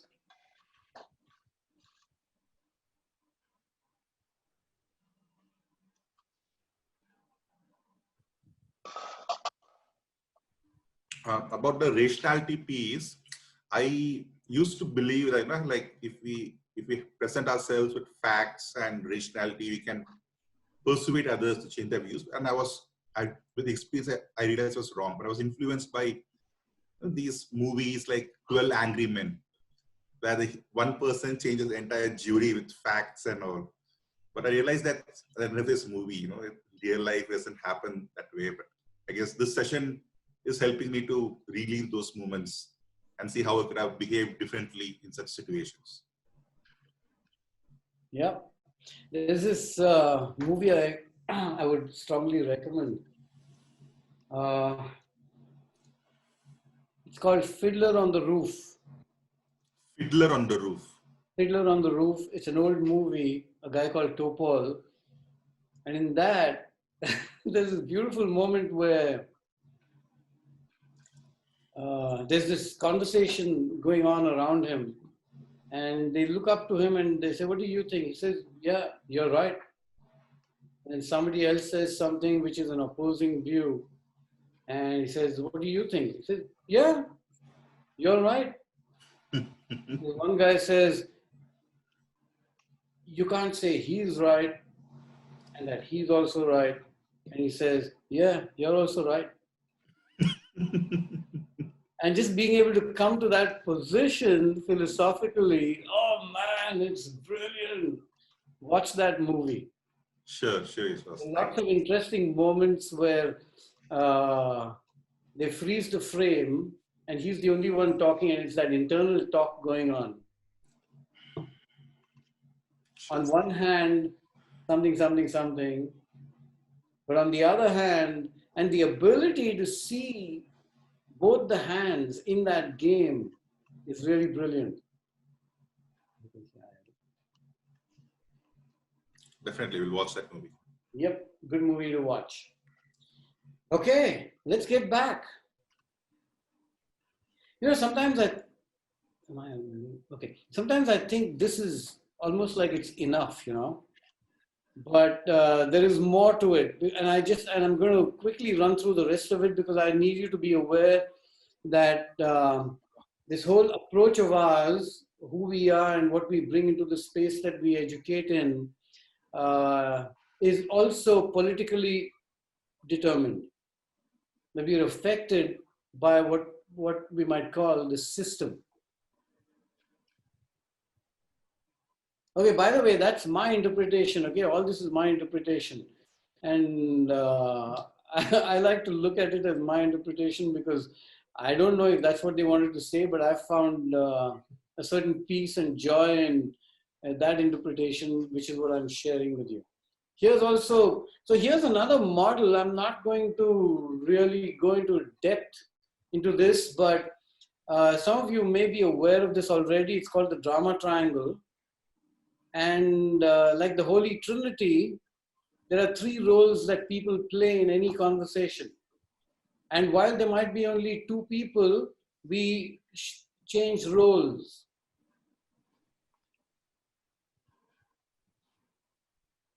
Brahma, Vishnu, Mahesh. Creator, destroyer, protector. Yeah?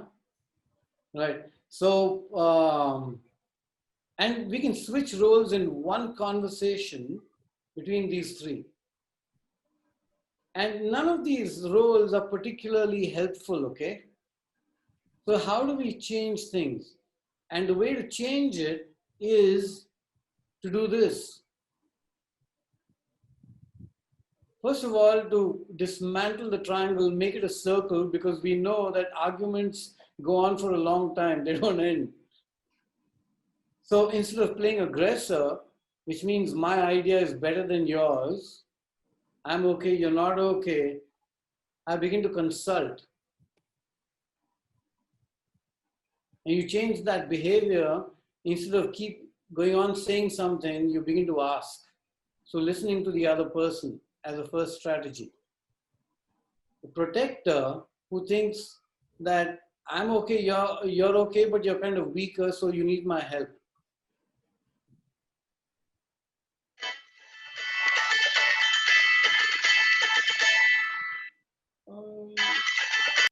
Hello, is that Preeti? Okay. Anyway. Okay, so rescuing to facilitating, and many of us find ourselves in this. I earlier said, don't play victim, to taking responsibility.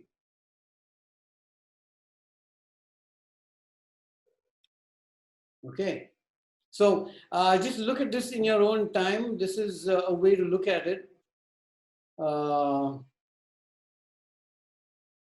And here's, I don't know if I presented this to you earlier, did I? Have we talked about this? Oh, great. So let's find out what happens. I'm gonna role play this, okay? And you're gonna respond. Vishwas, like a clarification, like when you say respond, you mean as a group we'll be responding to you, right? I think what we're going to do is we're going to give you 10 minutes to come up with possibilities that exist. And the scenario is this. Okay. You see someone with their shoelaces untied. What will you do? You can just hold. Someone is too vague. How do you want us to respond back? You can decide. Okay. It could be your own child. It could be you're taking your classroom to the games field. It could be a bunch of colleagues who are going to play badminton or basketball or whatever your favorite sport is. Thank you, Aman, for coming back. Can you stay with your video on now? Yeah. Okay. Off you go. Children. No, I'm the child. Try your solution. What's your solution? Avni, your group, what's the solution? So we thought either we'll show if the child is very stubborn, then we'll show him or her some video and maybe, like tell them that, you have to tie your laces, and then otherwise we'll tell them the consequences that if you don't tie, or we'll bribe them with a candy. What's your intention? No, because it's for their safety. We want them to tie the laces so that they don't fall or, because later they'll be the ones suffering. So it's better. Vishwas, I want my group to be represented correctly.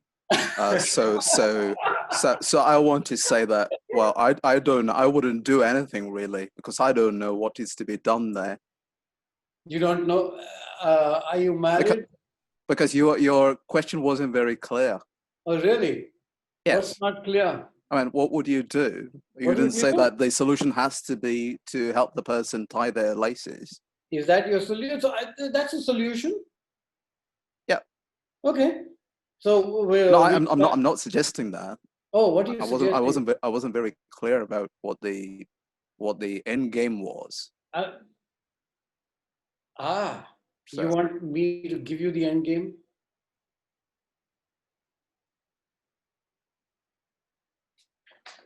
No, there was our group.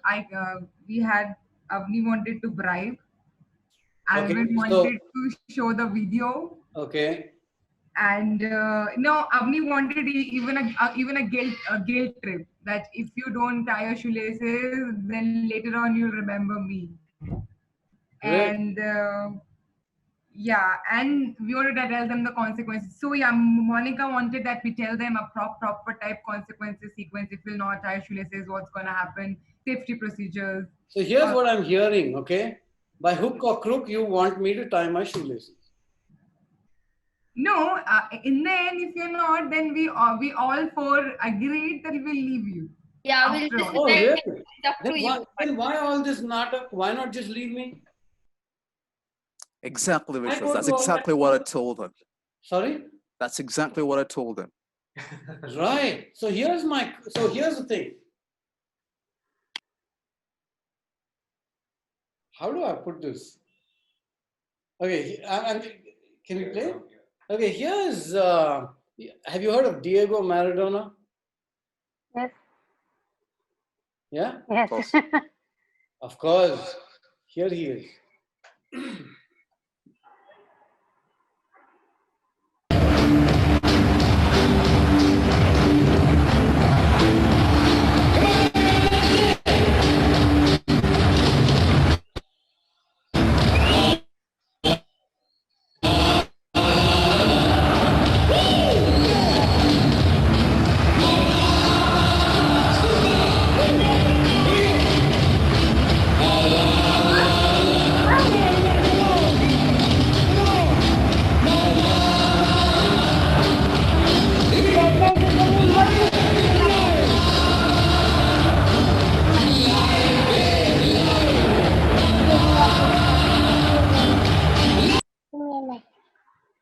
Any comments? What happened? What happened? His His, lace was not tied. He was. his lace was not tied, and it didn't bother him. He did not fall. He had an amazing sense of balance despite that. Don't go there. We'll just stay with the shoelaces. Yeah. He Otherwise, didn't you'll tie. tell me- He didn't otherwise you'll feel tell the me, need. my daughter has a great sense of balance, so she doesn't need to tie her shoelaces, but something goes on inside you, no? Yes. Okay, so here's the thing. What is the common factor in all your solutions? So, Vishwas, in my group, are we going group wise, Vishwas, or are we going different? No, there's a commonality. Okay. What is the commonality? High stakes. Everyone want to tie them. Huh? Everyone want to tie them. End objective, get those shoelaces tied. And here's my question to you. And may be true and may not be true. Have you walked around with untied shoelaces? No. Then you don't know. Yes. Yes. Did you fall? No. Yeah. Not necessary. Where did this come from? Your strategies. All strategies were get those shoelaces tied. What's the problem? You don't like untied shoelaces. For me, it is because my office says that kids should tie their shoelaces. So as the instructor, I have to make sure that kids. Wonderful. Here's the thing. Your conditioning leaked into your conduct. I didn't get your statement. Remember the conditioning, consciousness, conduct? Okay. Now, here's why the shoelace is such an important piece. When we facilitate, when we educate, when we're in a classroom, you did exactly what we do in a classroom, or what's done to you in a classroom. You went out there and decided to, by hook or by crook, to get that kid to tie the shoelace. There's no guarantee that he won't go to the games field and untie them. Right? Now, that's what we look at. So we transfer content and we hope that learning will happen. And we forgot the biggest piece in this entire game, the reason you are on this course. You worked from a position of what a perfect world looks like. In a perfect world, everybody wearing shoes must tie their shoelaces. Okay, now in that perfect world, so let's move on with the concept. And a lot of us do this, we're constantly doing this. Sorry.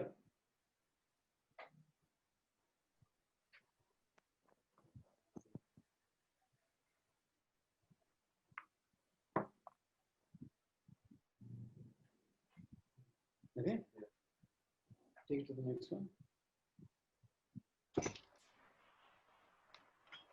Okay, I'm going to skip this. And I'm going to move forward because we're short of time, but I want you to look at this. This piece starting here is about our relationship with systems.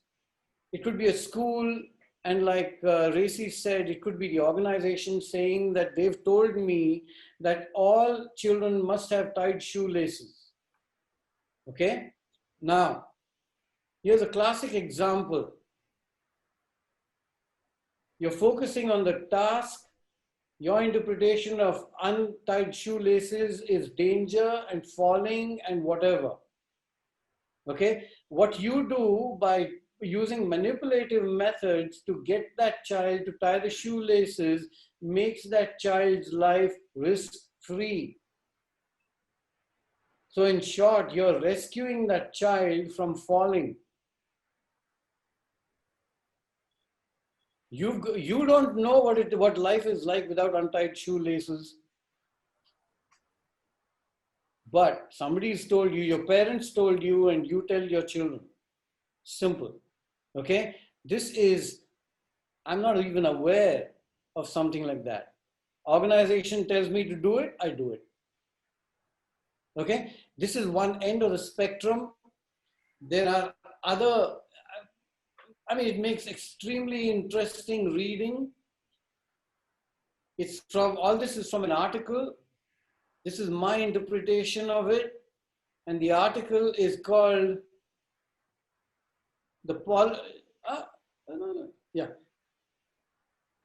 This is my interpretation of the politics of facilitation. And this is true whether we are teachers, whether we are parents, whether we are children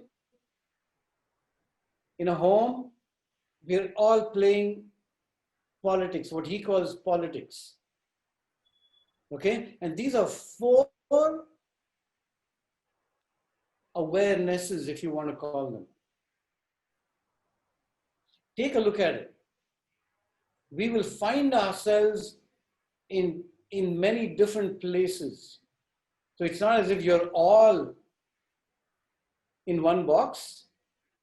You will find yourself in many boxes because you might practice certain behaviors in partial awareness, sometimes partial open awareness, sometimes manipulative awareness, sometimes immobilized awareness.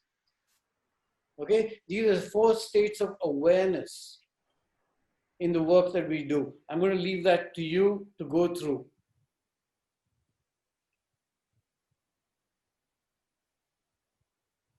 Okay, where is that piece? Discovery and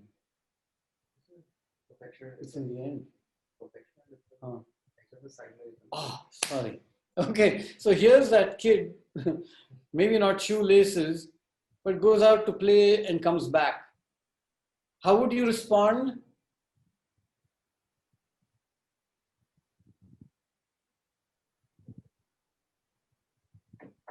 What does your perfect world say? I think of Surf Excel advertisements. Huh? Dark. Really?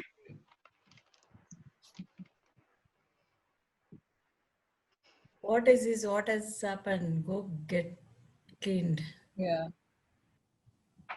Like till now, only I'm the one who comes back home with the dirty clothes. So. Okay, so here's the perfect world. By and large, what's likely to happen? What do you think she's going to say? What Manjula said, right? Go get cleaned up. What is this? Blah, blah, blah. Take your dirty clothes outside, whatever it might be. Now, what invites us to do that?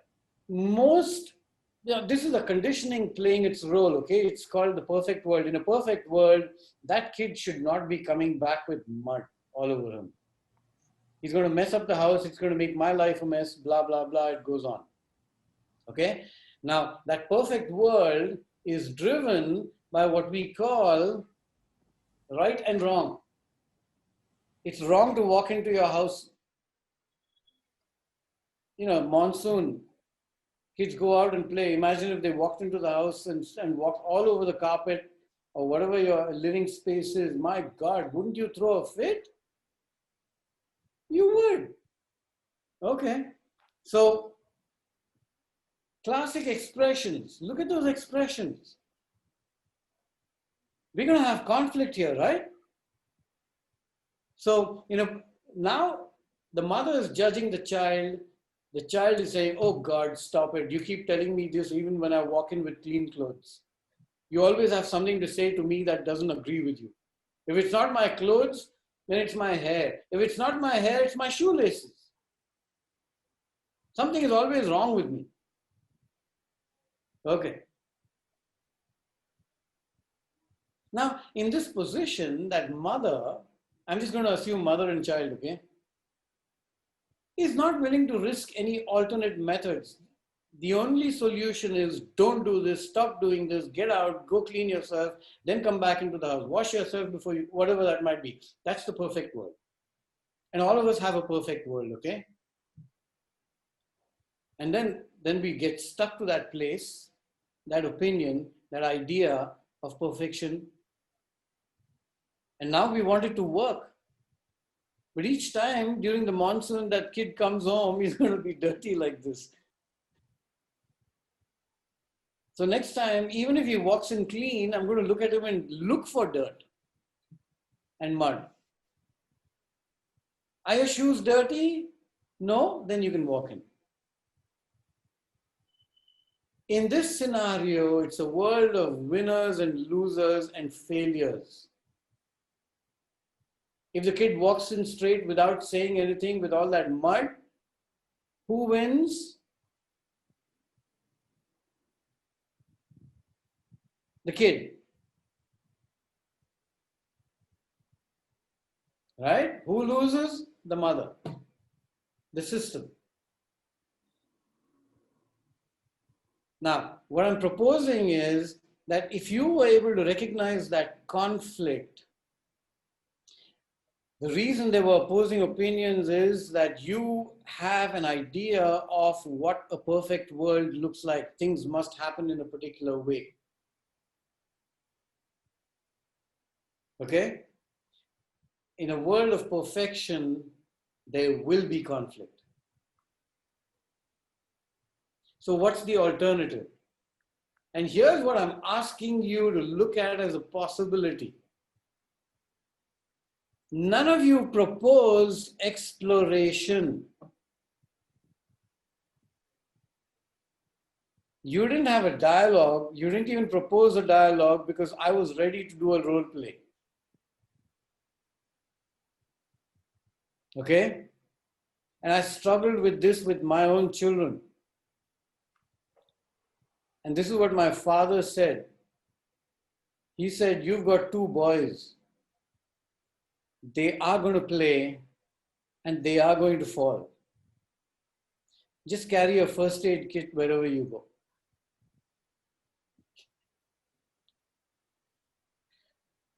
Makes sense, right? Otherwise, I'm going to impose my perfect world onto them. Don't climb that tree. Don't swing on that branch. Don't go into the water.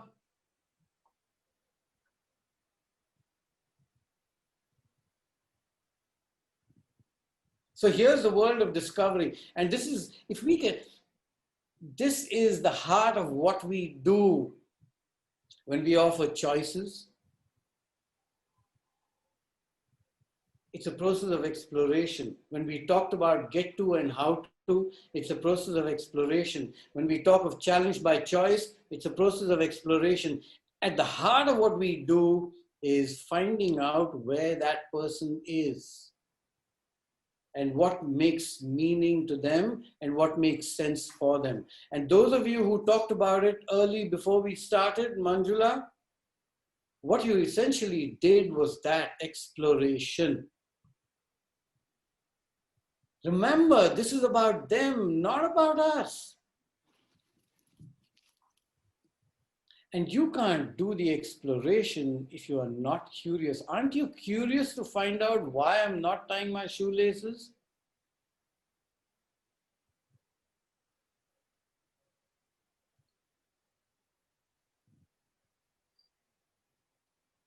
You see their expressions?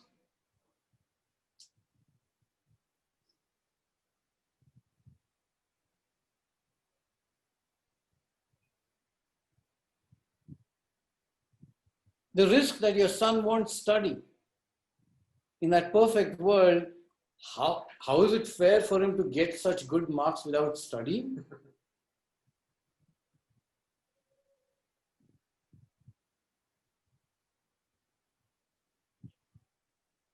And if we can get our energy into this place,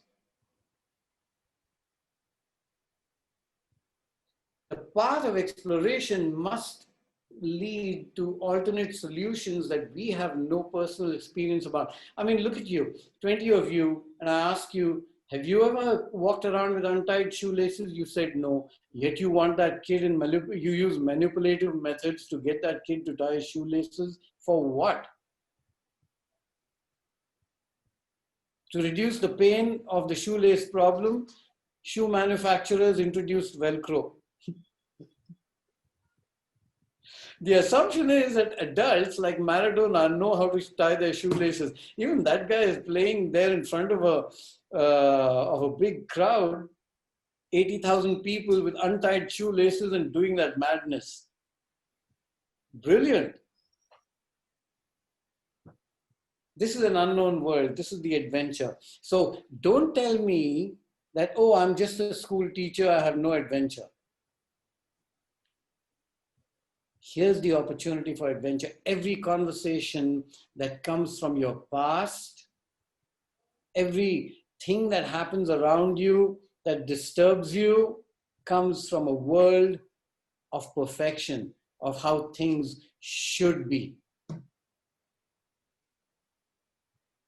That's where a lot of conflict comes from, that world of what should be. My son should attend classes. My son should behave well. My son should be polite. My son is listening right now.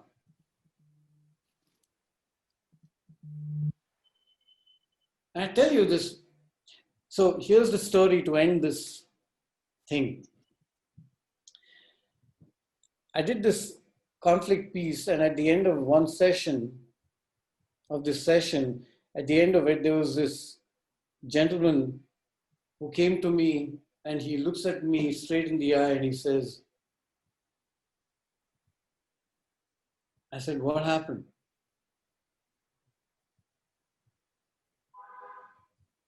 That conflict piece. And I said, what was it that got you? And during that conversation, I haven't said it here, but I'm going to offer it to you as a possibility. Next time, the next conversation in the next 5 minutes is going to happen in a world of perfection. I guarantee you that. Walk out of the room, whoever is in your home, whomever you're going to encounter, the next 5 minutes is going to offer you opportunity. And when they come with that and you encounter your fixed world, perfect world, take a deep breath and say, wow, really?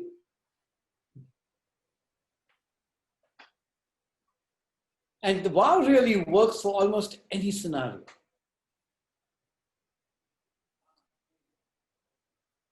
And he named his organization Wow Really. He was so kicked by the idea that any conversation that had immense potential for conflict in the first 10 seconds could be dissipated. The energy of that could be dissipated by just saying, wow, really? Because what it does is invite the other person into a space to explain. So here's what I would have done. It's just one method. It may not be right. We can have this conversation. We don't have time for a role play. If you were the kid with the untied shoelaces, I'd say, hey, the shoelaces are untied. You like them like that? And of course you're going to say yes. Wow, really? How come? Oh, because Maradona. And I tell you what, there's a story behind every situation. If, worst case scenario, I don't know if it's worst or best case, you've already transferred the responsibility of the conversation to them and you get into a listening mode. And if you can get into a listening mode, potentially there's a possibility for acceptance. Okay? Next 5 minutes, guaranteed. Potential for conflict. You know what to try. Have fun. Have a great evening. Are we going to do? Yeah. Okay. So here's the thing. We're going to throw you a URL to finish. If you can spend a few minutes and just, this is about the next session. I have not planned anything for the last session because I've covered so much content. And I want you to tell me if there is anything that you feel you want covered again. You want it covered in more detail. You want something new. I don't know what it is that you might want. It is the last session. So give it some thought and you can tell me, and if it's at the top of your mind at this point in time, please type in what it is that you want.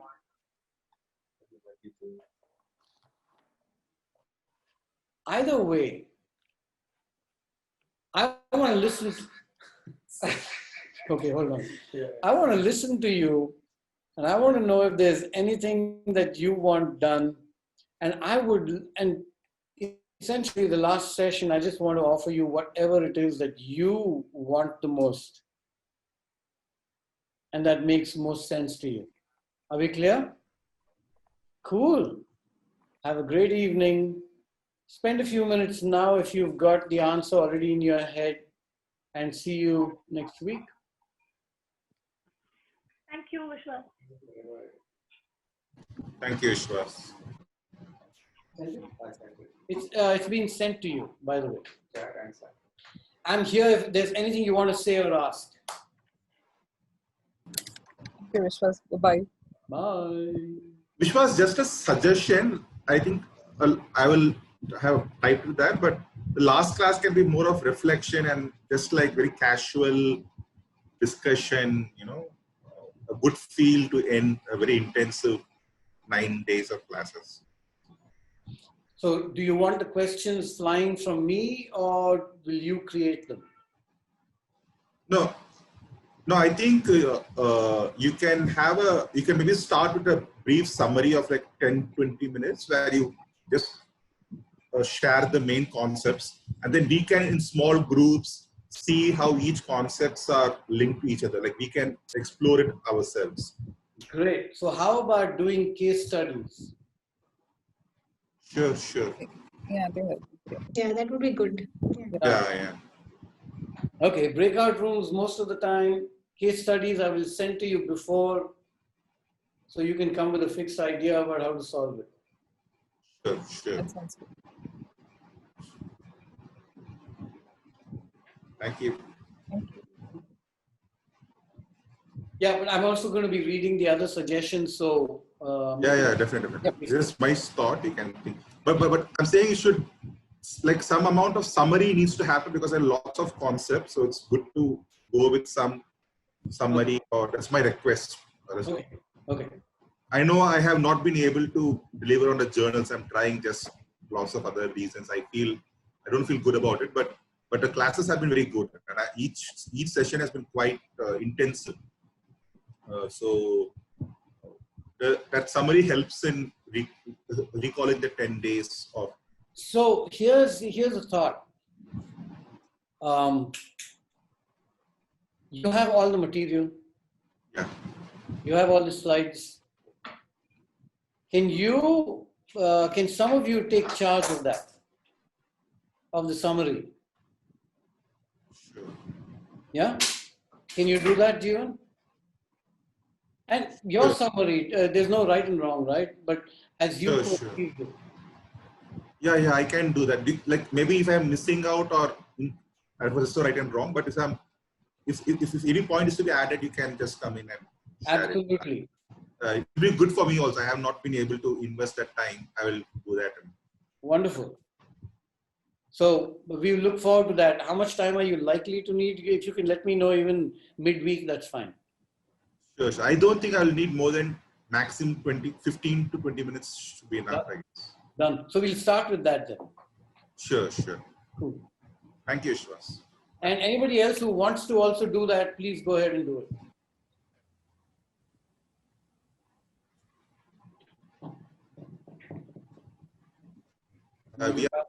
We are on Slack. Anyone wants to do a summary with me also, please let me know.